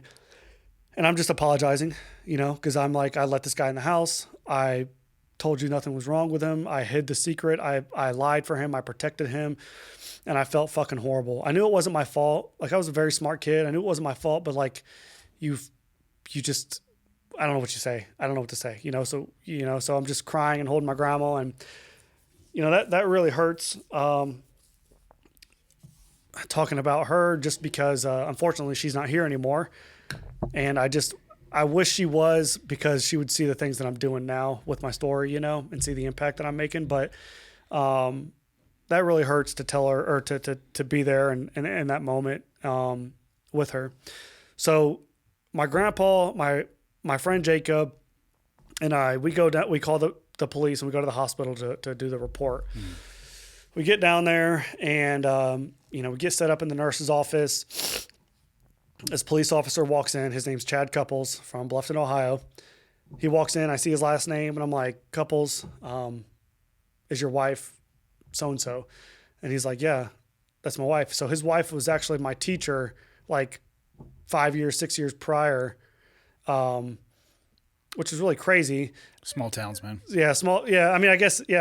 And what's, you know, I had met the guy before because he was a veteran. He was a Afghan and Iraq veteran, and so she would bring him in on like Veterans Day or Memorial Day, you know, and so she'd bring him in. So I'd already met the guy. So when I saw him, I recognized him, and it's hard to explain like the coincidence of all this, but 2 or 3 weeks prior, he had graduated from the like sexual victim abuse course of reporting or whatever the fuck, you know. So then he's sent to my case. And he walks in. And I just had this level of trust and confidence in him because I guess maybe I knew him or whatever. So then I have to sit down across from another man at 15 years old and tell him. He tells me, he says, Seth, you know, the more you tell me now, the less we're going to have to do later. You know, just, I know this is going to hurt, but like, let's tear this Band-Aid off and let's do this shit, you know? And not his exact words, but some summation of it all. And I pour it all out. I tell him the worst shit that ever happened to me in the fullest, the most descriptive detail. And so we get done with all that. We go back in the nurse's office, and the nurses are saying like, hey, Seth, do you have any dirty clothes, or do you have anything that you've worn to his house recently that we can get DNA off of or you know, take or whatever? Yeah. And I tell the nurses, like, you know, this just happened 15 hours ago. And I haven't changed my clothes and I haven't taken a shower, because when he took my friend back there that night, I didn't know what was going to happen to me the rest of the weekend, but I knew that I was going to report him. And so when I did go back there and he did what he did to me that weekend, I knew like, this is it. Like, I'm getting this motherfucker, and I'm like, this is it, you know? And when I said that I had not taken a shower and I had his clothes on, the silence in the room was like deafening. It was like, everybody's like, what the fuck, you know? And like, take your clothes off. Like, let's get this shit and test me. And they swab me and they do all the things. They're really, really proud of me. And, you know, Chad ends up going back and going up to arrest Mondo. I go home that day, didn't hear anything else. You know, maybe like a month later, 2 months later, I hear that Mondo accepts a plea deal. He was sentenced with 11 felony counts of child like misconduct and some other charges. And he accepts a plea deal. He's charged with 4 counts. He was sentenced to 10 years in prison for about 10 years of abuse between me and Jacob. Did Jacob report him as well? Mm-hmm. Yep. Jacob actually went to the hearing because he was an adult and read a letter saying that this wasn't enough time, and they didn't give a fuck. And that was in 2011. So he'd be free today to do whatever the fuck he wants to do. Fortunately enough, he died in 2019 in prison. He's about a year away from getting out, and he died. So How'd he die? Staph infection, they said. Yeah. God, I hope it hurt. Yeah. Yeah. Have you ever had the conversation with Jacob as to whether or not he knew you were being abused before you told him? Yeah. So, in March or April of 24, I ran an ultra marathon. It was one of my ultras that I ran, and Jacob drove down to crew me for it. He lives in North Carolina now, so he drove down to Georgia to crew me for it. And I always thought that Jacob had like a normal life, like a very normal, like vanilla life before I knew him. I never knew about his childhood before I met him. And so he came down and like kind of told me his whole story. And that's his story to tell. And it's fucked up. It's very fucked up. And we had that conversation. He didn't know. You just don't imagine it could happen to anybody else. Like You did. That's a fair point. Yeah. He did too. Yeah. And I don't know this person at all, and I say this without judgment, but I wish he would have done for you what you did for that other kid. Yeah. Because what you described, I don't have the vocabulary to describe what it feels like to sit here and hear that. Yeah. Yeah, man, it sucks, dude. It sucks. And it's happening right now. Like it's happening here. It's happening 2 blocks away from here. You know. How do we stop it? Better question. Or maybe a more realistic question. Yeah. Is it possible to stop it? I don't think so. Because it happens more in the house and it happens more with people you know. And man, that's just people are fucked up. Some people are just fucked up. And they get fucked up and then hurt people. And it's just this perpetual cycle. And I think, I want to stop it, but I think my focus is to help people get through it and get over it, because it's going to happen. Well, I mean, Mondo got sentenced when you were 15. Mm-hmm. I mean, so you still had to have finished high school, graduate high school. Mm-hmm. You went into the military. Yep. Well, let me ask you this. Do you feel like, I don't know the way to ask this. Do you feel like you have worked through what happened to you? Yeah, absolutely. Yeah. How were you able to do that, and when did that occur? Yeah. Oh man, that's a great question. So, because you've had a lot of life between then and yeah. now. So it came in stages. Okay. Everybody sees me for who I am now, and they're like, "Damn, Seth, like, how do you do this without falling apart and whatever?" It comes in stages, and it takes a lot of fucking work. And what, like we talked about earlier, I ran from all of that shit forever. Like 29 years. I ran, well, not 29, 15 years, I guess. Mm-hmm. I ran from it, and I was fortunate enough that when I reported him, it was all under the table because I was a minor. So my name was never put in the releases or nothing. If it would have been, I would have killed myself. I would have 100% killed. Because of the exposure. Yes. There's no way in hell I could have survived. I give a lot of people credit for the strength and the brotherhood that I had of building that effort to report. I had a wrestling coach and a wrestling team to be a part of, and I give them a lot of credit for it. But anyways, the healing came in stages, okay? When I was, so I joined the Army. Initially joined because I wanted girls, and I thought that if I put on this uniform and dog tags, panty droppers. Yeah, and it just, you needed to join the Marines for that. Yeah, those Class A's are sharp. Yeah, and really different job, but they're sharp. Yeah, and what's funny is I joined the reserves as a mechanic, thinking that I was like an infantry killer, because I thought that everybody was like, "Hey, you want to shoot shit in bush?" I'm like, "Yeah," and so I was in the reserves I joined when I was 17. And so I was in the reserves until I was like 19 or 18, 19. Right after high school, I ended up going active duty, signed an 18X contract, which is the special forces, like recruit shit. Bunch of funny stories there. Getting kicked out of airborne school, which is what nubbed my SF career, which I wouldn't have made it anyways because I was a fucking shitbag. But not with that attitude, sir. Yeah. But I got kicked out of airborne school, went to Fort Stewart, Georgia, and when I was in the Army, Especially when I joined the infantry, like I was full on like America mode. Like at that point, I was like very proud of serving my country. It wasn't like for anything other than to serve my country. I was very proud of what I was doing. But during that time, I eventually became a team leader. Let's see, went to Fort Bragg. Well, so I met my wife at Fort Stewart, knew her for 6 months, got married, didn't tell anybody for 7 months, went to Fort Bragg. We got married just so she could come to Bragg with me. And right before my daughter was born, that's when I started going through my healing process. So I was 24 and my daughter was about to be born and I was about to go to Afghanistan. And at my daughter's baby shower, oddly enough, Jacob was there, and Jacob approached me and he kind of asked me, because me and him were like two peas in a pod at this point. We're like just fucking super connected. And he asked me about my finances and just to make sure everything was okay. And I was like a typical young, stupid soldier with like $60,000 of debt. Hell yeah. All that shit, new wife, new house, fucking all the fucking things, right? And due to the nature of my childhood, I had no financial literacy. I was just fucking whatever. Everything's $15 a month. So you just finance everything. And so he asked me about that. And so I kind of did all my healing backwards.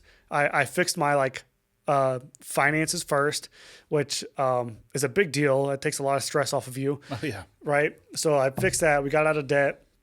But then I went to Afghanistan, and I went to Afghanistan with Fort Bragg, deployed with the 82nd, and I was a team leader. And so that was really hard because our deployment was very easy. Fortunately enough, had no direct action. We took some rockets here and there, but nothing crazy. With that being said, my deployment fucked me up because, man, with a combination of leaving my wife and daughter, my newly born daughter at home, being a team leader in the 82nd, which is a massive ego fucking place. The Fort Bragg in general, just so cliquey and ego driven. Or so it seemed, and that might have just been my own insecurities, but I was a man leading men with all my shit, and I can't tell these guys this shit that I've been through.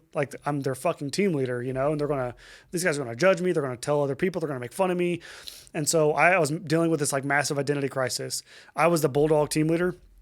My platoon sergeant was a former Ranger guy for 16 years. And so he told me, fucking fuck these guys up and be the Bulldog and just, do the right thing, but just be aggressive. And he loved me for it.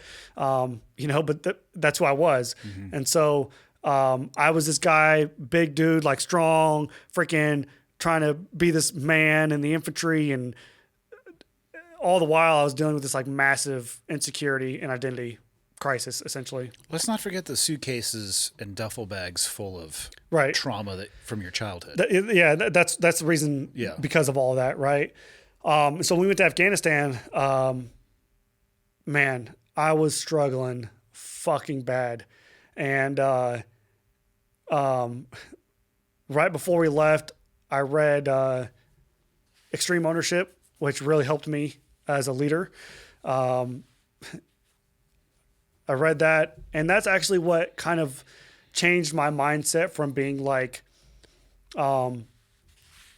it's everybody else's fault to, owning the fucking shit, that you're going through or that you're dealing with. Yep.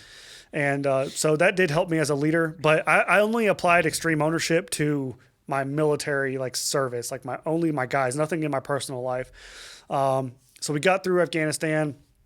And I always tell people, if I would have experienced any kind of direct action, I would not be here. I think everybody's got some bandwidth. They've only got so much, and I'm about out of it. And I tell people all the time, if I experience another traumatic event in my life, fucking check on me because I'm very low. Mm-hmm. And so I got back from Afghanistan. My son was born. And then we were living in a 2-bedroom apartment. I'm getting ready to get out of the military, which is stressful enough. I've got 2 kids and a wife to take care of. I'm trying to figure out my civilian transition. And then, so that was when life had really, really taken a bad turn just because of all the stressors. My childhood trauma had come back in a really weird way. I began to really hate and resent my wife like deeply, deeply. Like I talked about when we first started, where it didn't matter what she did, I'd be pissed off at her for something. I didn't like the way she worked out. I didn't like the way she did this, raised the kids. I didn't like the way that she was a mother. She raised my kids with like love and affection and nurturing, where I had a fucking 2-year-old and a newborn that I was trying to like toughen up, you know? How much did she know about your past? She knew all the basics of it, of everything that had happened to me. When did you decide to tell her those things? Quick. Really? And I give my wife so much credit because I told her a month into our relationship. Do you think she understood? No, Yeah, I was going to say the depths of how much it impacted you. no, because dude, I could give my wife so much credit for this because when I met her, well, first off, I did the typical thing of first night, you know, first hot girl that I meet, I'm like, I'm going to marry you. And You actually verbalized that? yes. You are a retard. Yeah. Yeah. And she's like, okay. So, you know, You're lucky you didn't see smoke coming out from her shoes as she went the other direction. yeah, I am lucky because, you know, like a month later, I tell her like some of the shit that I had gone through as a kid and just the top waves, like, I was sexually abused and mom and this, don't have a family. Why'd you decide to bring it up with her? She's the first girl I ever dated. I'd never had a girlfriend before. And man, I don't know. There was something about her. I thought I was going to marry her, and that was probably because this is the first girl I ever dated. But I told her it was almost like get away from me. It's like I told her, I said, I'm fucked up, just so you know. I said, if you want to be with me, like I'm fucked up, and I got a lot of fucked up shit. And she's like, what do you mean? And I told her, she's like, why would I give a fuck? You know, she's like, what's that got to do with me? And It's not having to do with her. Input informs output. yeah, right. So, Well, I give her so much respect for that because she didn't like care. Like she was just like, I love you. yeah. Like your past, it doesn't matter to me. Like it is what it is. Like I love you. I'm not so sure you were past it at that point. No. That's because that's what you're about to say. Like, you're past it. Right. Yeah. No. Yeah. No. And I wasn't. And that was my point, was telling her, was like, if you know, I got a lot of bags I'm bringing with me, just so you know. That's kind of the point. And it's a lot of people do that because it's a way of telling somebody to get away from me. You know, if I tell you all the problems that I have, it's like, you don't want these problems, trust me. You know, and she just didn't even care. Yeah. Or, you know, she's still with me now. But we had our initial like 2 years of puppy dog love kind of thing, of marriage, right? But when I got back from Afghanistan, that's when everything started going kind of south in our marriage, where I became the abuser that I had dealt with for so many years, the manipulative person that I had dealt with for so many years via my mom or Mondo, right? I was just super manipulative towards my wife for the next, 2 years or so, 2 or 3 years. I would come home, because once I got out of the Army, I would come home from work, wouldn't talk to her for 2, 3, 4 days in a row. I mean, I'd come home and just not say a word to her, talk and play with my kids, hang out with my kids, but I would just treat my wife like shit. And I tried to divorce her multiple times. I mean, I literally told her, like, I don't want to do this anymore. Like, I want a divorce. I want to get out of this. I'm tired of this shit. I couldn't love her. I couldn't touch her. I couldn't hold her hand. Couldn't give her a kiss. Couldn't give her a compliment. She would get dressed and come out, you know, and stand in front of me, you know, in the way that women do, where they're like, hey, like, I got dressed. Like, it's time to compliment me. And I knew that's what she was doing. Did she give you the trick question? How do I look? Oh, yeah. There's only one answer for anybody listening to this. Yeah. It doesn't fucking matter what they look like. You look fantastic is the answer. Right. And, you know, and I would just look at her like, you look good, whatever. I would just give her this, like, get the fuck out of my face, you know? And the reason I did is I knew what she wanted, you know? I knew she wanted the compliments. And so there's, like, the misery loves company kind of thing. Like, it feels good to be like, yeah, now you're on my level. Because, like, if I treat you like shit, you're going to be miserable just like me. And now you know what it feels like. You know, I resented my wife because, you know, she's got a mom and a dad. Her dad's a very successful GC in the Southeast. She's got brother and sisters and grandma and grandpa and family and love. And I don't have any of those things, you know? And so There's only one way to describe the situation that you were in. You were wallowing in your own self-pity. Yeah, exactly. And she stayed with me throughout the whole process, right? So fix my finances, fix my leadership in the military, and just as a man and in work and stuff in general. And then the personal healing came this year, or well, I guess 2024, about January 2024. I had a conversation. It was January or February. Well, I had a conversation with a friend. And what was important about this, now that I think about it, is I reached out to him for help versus him just giving me unsolicited advice, right? Unsolicited advice likely will land you nowhere. Hence the unsolicited. Yeah, right. but you feel like, man, I got all this stuff I want to give you. People have to be ready to receive. Exactly. And so for me, people would give me advice my whole life, right? And I would just be like, yeah, fuck you, don't understand, right? And I finally was like, you know what? I'm just going to ask this guy for some help. And so it was my buddy, his name's George. And what happened was I was actually bitching about my wife. And I was like, you know, my wife does this and she does this and she's not like motivated, because I'm like super motivated, like want to whatever, crush everything, crush it at work, be the best performer at work, which I was. You know, I wanted to just be the best everywhere in life. And I wanted to wake up at 4 a.m. and work until midnight, because that's what you have to do to be successful, you know. Is it though? No. but that was like that was the persona, you know. I get it. There's a whole ecosystem that sells that as the path of success. Right. And I was fully into that, you know, and I would get mad about my wife not staying up until 11 o'clock to do the laundry, you know. And so I would do the chores. I would do the dishes and the house chores. Not for her, but in spite of her, to say like, look, I'm working a full-time job. I work out in the morning. I do jiu-jitsu, and I still have time to do this. It sounds like you were being an insufferable cunt. Yes. And when I approached my buddy about this, he basically reiterated that to me. He's like, because I was fully expecting him to be like, damn, bro, your wife sucks. And he was like, bro, he's like, you married a fucking woman, man. Like, back the fuck up. She's not a fucking soldier. She's not your fucking buddy. She's a fucking woman. And let me tell you something. This is what they want. Not this other bullshit that you're doing. You know, and so when I had that conversation with George, I actually went home, like no shit, went home that weekend, and I made the conscious, this is where people fuck up. I made the conscious decision to fucking be better and to do better. And it's a fucking decision, man. There's a process to it. Yeah. Like you starts with a decision though. Yes. It takes repetition. It takes it's a skill. It's like this development that you go through, but it's a fucking decision that you make to wake up, to choose to be grateful, to choose to be positive, to choose to text your wife and tell you that you love her. And you know, and he saved my marriage. I mean, he saved my marriage, saved my life earlier. That and the fact it seems like you're married to a rock star. Yes.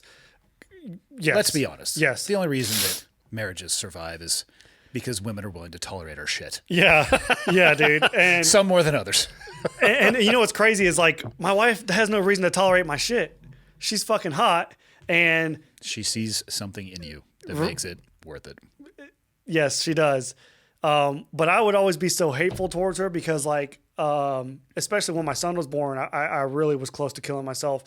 And because I knew she had family and her family had money and they would be good without me. Like they're going to be okay. So you justify it, you know, there's all these reasons why you justify a divorce or whatever it is.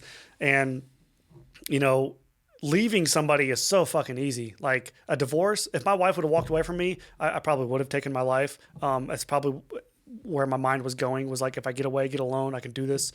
Because I would have dreams and visions of my wife and kids coming home and seeing me, you know, and I could hear them screaming and I could see the funeral and I could see what's so powerful about that vision is like, now everybody knows. Like now everybody knows that Seth was going through something, right? Because if you don't tell anybody, nobody knows. And then next thing you know, bam, you're fucking dead. And everybody's like, what the fuck happened? You know? And all they wish, at least in my personal experience, would have been for you to say, I need help. Yeah. Literally. You know what's funny? I've never been turned down a single time in my life when I've asked for help. Yeah. I've been shocked every time about how willing people are to provide it. Human beings have a lot of skills. I am not aware of anybody who has the ability to read minds. Right. Even though they will sell you that on the internet or on tarot cards. Yeah. Or in crystal salesmen or whatever the fuck it may be. Yeah. Nobody knows what's going on behind the mask. Yeah. It's hard. And it's so hard. It's just so hard. And, yeah, I just pushed her away. And when I would tell her like I didn't want to be with her, I mean, she literally told me like I'm not fucking leaving. Like, fuck you. Like, Yeah. you know, I would tell her that I'd go to the gym for 2 hours. Like, I just told her I wanted a divorce. I'd go to the gym for 2 hours and then come back and have the conversation, like, which is really fucked up. And then I'd get back and we'd talk it out. And I told her a lot of times, like, I have two people on my shoulders. Like, I have this person that's like, when I get home, they're like, hey, man, walk in, hug your wife, tell her you love her. And then as soon as I walk in, this other guy's like, man, fuck her, dude, and treat her like shit, you know? And so Everybody probably has those to a degree. yeah. Maybe the volume isn't turned up equally on both. Yeah. But I think most human beings are defined by their similarities, not their differences. Well, that's a good point because when you're looking for help, you feel so alone and like nobody knows what I'm going through. And so many times when I tell my story, people are like, "Oh my God, that's exactly what I was going through." And I've had all the worst feelings in the world of whether it was killing myself. I mean, I've had dark thoughts holding my children. You know, I've had thoughts of holding my son, thinking of just ending it all. You know, with him. Are you past those thoughts? Yeah, I don't have them like every single day. Like during that time, really, really heavy time when I was getting out of the Army, I would think about him like, oh my God, it was just like, I couldn't even breathe. It was crazy. Have you sought professional help as well? I've never been to therapy. How come? Well, as a child, I rejected it a little bit. There was no like push for it. They were like, my grandparents took me to see a psychologist like once or twice. When I reported my abuser, I should have gone through an entire crime victim services like rehab thing that they have now, and they likely had then, but it was never pursued or brought upon me. And I think that as a child, I wish somebody would have advocated it for me because I would have been able to unpack it, you know, and get through it. And part of it was, this is another beautiful thing that Tom Satterley talks about is I would look at a therapist and say, you don't know, fuck you, how are you going to tell me, right? And your therapist doesn't have to go through trauma. Your therapist doesn't have to see combat. They know how your brain works. Yeah, that's what they specialize in. Exactly. So why don't you go talk to one? Well, now it's a time and money it's a time and money thing. So it's expensive and it's time. And so what I did earlier this year, so after talking to George, I went and read a few books. So there's 2 books by Dr. Bruce Perry. He's like, in my opinion, the best child therapist guy out there. He's just got 2 incredible books. One of them's called What Happened to You? And the other one is The Boy Who Was Raised as a Dog. And he just talks about childhood trauma, how it affects you and all these different things, right? And those 2 books were $20 a piece. I read $40 worth of knowledge and changed my life. Like it reframed the way that I looked at myself, that I looked at trauma, how much it affected me. And then I needed to admit that and acknowledge that. But that's what I do now. So I find myself, I think therapy would help. It's just expensive and time consuming. So I enjoy reading the books. I enjoy listening to stories. When you're listening to somebody else's story specifically speak, you don't have to think about your own shit. You can just kind of process what they're saying. And that's what I found so powerful. There are so many people, like I said, Tom, Clark, Tom DeBlas actually is one of them, who's got a really cool story. I listened to his as well. It really helped me. When you're listening to somebody else's story, you don't have to process the logic and the emotions in your own head. You can just listen, and they will likely say the words that you are missing. Because when you're thinking about, if I ask you like, what happened to you, right? And then you say, well, how does that make you feel? Or how did you survive?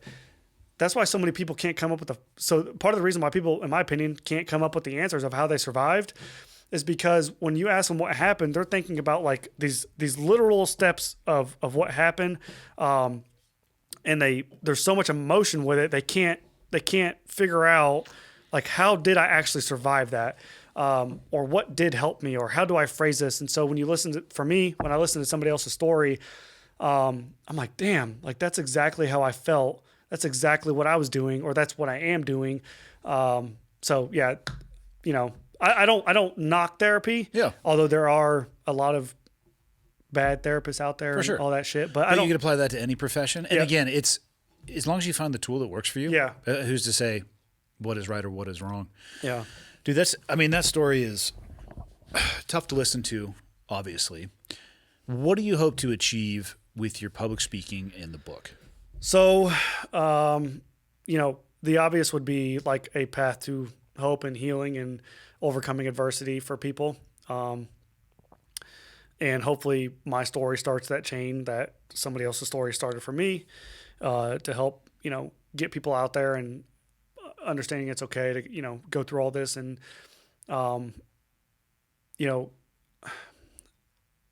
part of my story is the fact that I've accomplished quite a bit of my life, despite only being 30.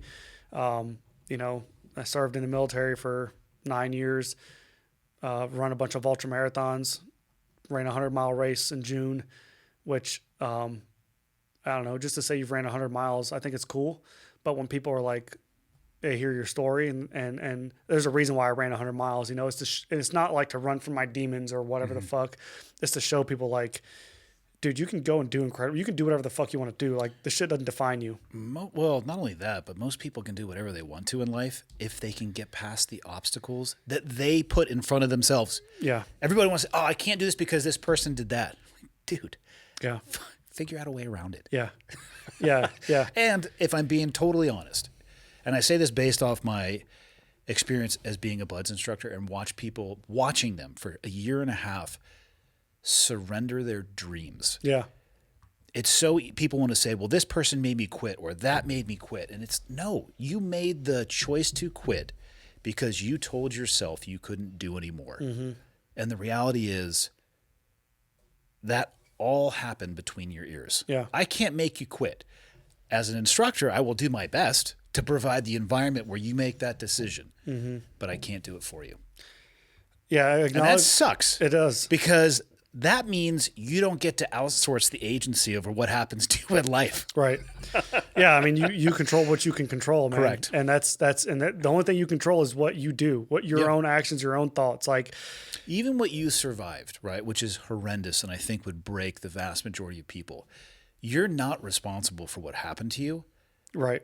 but you are responsible for what you do with it. Yeah.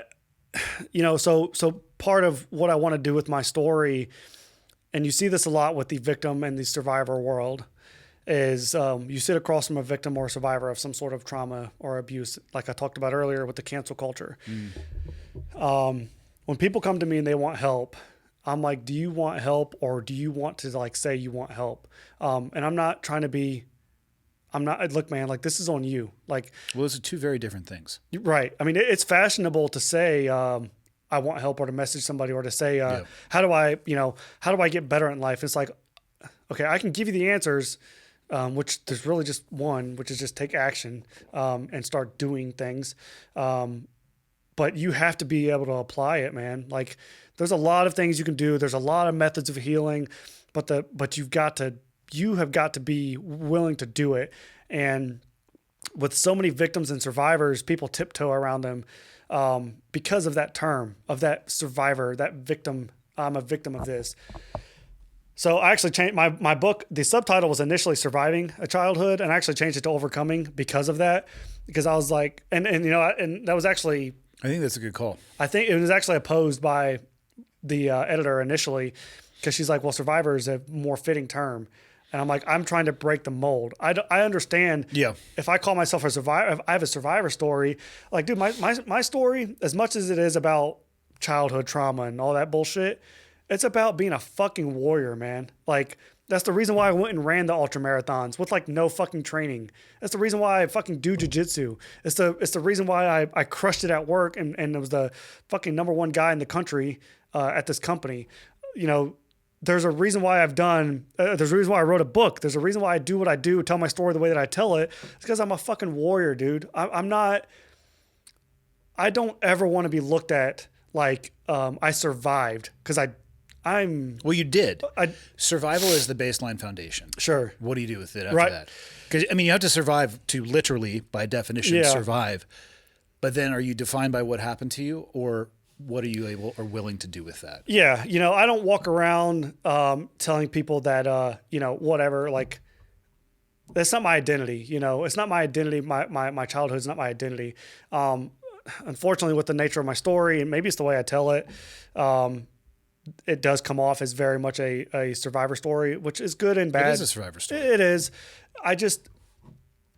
I want. Again, you had to survive it to be able to get to the point to write the book about it, Yeah. to work your way towards overcoming it. I think survival is the foundation. I think the attitude of just overcoming adversity and overcoming just shit is what I want people to get out of it. I want people to understand that, like, it don't matter what you go through, man. People are doing more with less, and whether it was in your childhood or your adulthood, you are going to face some level of adversity or trauma at some point, and it's up to you how you get through it and if you're going to get through it, but there's a decision point and then there's a process that you have to follow. There's no Ozempic to like trauma. You're not just going to pop a fucking needle in your arm and you're going to feel better. Well, depending on the needle. And Short-term better versus long-term better. yeah. So, that's what I want people to get is like, you don't have to wear this label. I'll leave you, I guess, with like, I wrote a short poem inspired by one of my friends because when I was in the military, I often looked at SEALs and especially in the 82nd, looking at the Rangers and Green Berets. And I would always be like, man, I wonder if they'd be able to make it through like my childhood. And then inversely, I would look at like, I wonder how bad Buds is compared to like 16 years of hell, It is a walk in the park. potentially.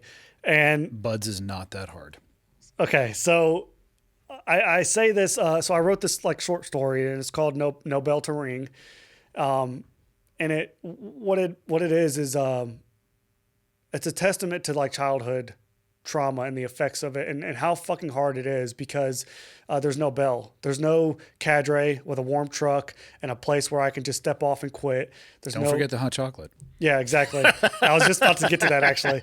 There's nothing like that. There's no environment where I can just step off and quit, ring the fucking bell. Yeah. In addition to that, there's no, if I survive my childhood, there's no accolade. I don't get to wear this trident. I don't get to wear a Green Beret. I'm not a Marine Raider or whatever the hell. In fact, oftentimes the accolades are addict, alcoholic, abusive, homeless. These accolades are these negative connotations with life. Furthermore, the one title or two titles that you might get are survivor and victim. And I want people to get away from that, man. I want people to break out of that. And because you have so many people that have like trauma anniversaries. And it's like, this is my seventh year of trauma, my traumatic event. And I call that a merry-go-round. yeah. You got to get off the merry-go-round. There's an addiction because it feeds because of the cancel culture. Like I've kind of said it multiple times, right? That person gets on the stage and says, me too. Dude, if I was 500 pounds, if I was sitting in front of you right now when I was 500 pounds and I was a fat fucking miserable piece of shit, my story wouldn't be inspiring. It's heartbreaking, but it's not inspiring. And I don't want to be a heartbreaking story. I want people to like, when I get done fucking talking to somebody, I want them to realize like, all right, I got this shit. Like, fuck this, man. If this fucking guy can get through it and talk about it the way that he does and own it and say, you know what, I'm tired of the bullshit. I'm tired of my fucked up life. I'm tired of being who the fuck I am. I'm going to choose to wake up one day and be like, you know what, fuck this. I'm happy. I don't give a fuck. I'm happy. There's bigger problems in the world. I'm fucking good. I'm going to go do hard shit. There's a quote in Breathe, Hicks and Gracie's book. And I fucking love it, man. And jiu-jitsu, sometimes it's not about winning. Sometimes it's like slight adjustments when you're getting choked, just to breathe, just to survive just a little bit longer. And that's all you got to do sometimes, man. It's not about winning everything. Sometimes you just got to just make minor adjustments in life to keep fucking breathing. And if you can do that, if you can outlast the opponent or life or the will of the forces that be, you can get through the shit, Have you ever considered jiu-jitsu is not about winning at all? Oh yeah, absolutely. Yeah. It's just about getting better. Yeah. And staying on top. I guess if you're a wrestler, it's probably better to be a power top than a power bottom. But where can people find your book and where can people find you? Yeah. So the book is on Amazon. Strength Beyond the Shadows. It's on Amazon. It's on my website too, sethgehle.com. My last name is Gehle. Yeah, man. I don't Do you know. do all the socials? Yeah, I'm on all the socials. Seth Gehle. Just your name? Okay. Yeah, whatever. I mean, if you can't find me, it's 2025 now. Seth Gehle, you should be able to find me. You should. I mean, if you need to, go to the Amazon link, which is probably going to take you to the book page, which will probably have links to the social stuff. Yeah. Not that I need to hopefully walk that out for people, but You'd be surprised. if you're struggling. Well, you probably wouldn't be, but. Yeah. What do you want to leave people with? Man, just thank you. Thanks for listening. Yeah, man, thank you. If you want a signed copy of the book, I do those as well. My email address, you can hit me up on the socials and just ask, and I'll provide that. I'll sign and ship them. But you know, I got nothing, man. I'm thankful to be. I'm lucky. I say lucky. I think it's the intersection between hard work and opportunity. Agreed. That's actually my definition as well. Yeah, I think I've worked my fucking ass off to be in the place that I am at. And when the opportunity has presented itself, I was in the right place to capture the moment, you know, and get shit done. And, you know, you're a loser every day, basically, until you win, you know. So get out there and fucking do the thing that you want to do in life. We're on this fucking floating rock, and we're going to die soon. And why soon? Like define soon. Well, and the grand scheme. Me sooner than you probably, but yeah. In the grand scheme of things, you know, like we're only here for a limited amount of time, man. Like go and do your fucking thing, man. Might as well make the most out of it. Yeah, make the most out of it, and you know, the only regret you're going to have is not. I mean, people fuck up all the time, and the regrets you're going to have the most is like, I wish I would have done something, or wish I would have started something, or wish I, you know. So get out there, go do the fucking thing, start jiu-jitsu. Run an ultra marathon. Don't do that. Those things suck. I was going to say the jiu-jitsu part's awesome. The ultra marathon, I mean, if you hate yourself, go ahead. Yeah, and that's what I did. I hated myself for 100 fucking miles. But no, man, I appreciate you guys having me on and listening. If anybody's got anything, reach out, hit me up. I try to respond to everybody. Cool. So thank you. Thank you for being willing to tell your story. It's not an easy one. So hopefully it gets easier with time and repetition. Yeah. Oh, shit. Let me tell you this. Okay. You just interviewed Mandatory Fun guy. Yes.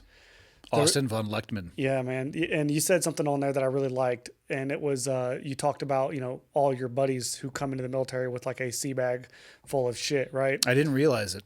Yeah. Because we didn't talk about it. Yeah. And so I think it has something to do with the decision a lot of people make on the tail end. They didn't deal with it before. Right. They are layering more on top of it, and everybody has a breaking point. Yeah. Everybody has a breaking point.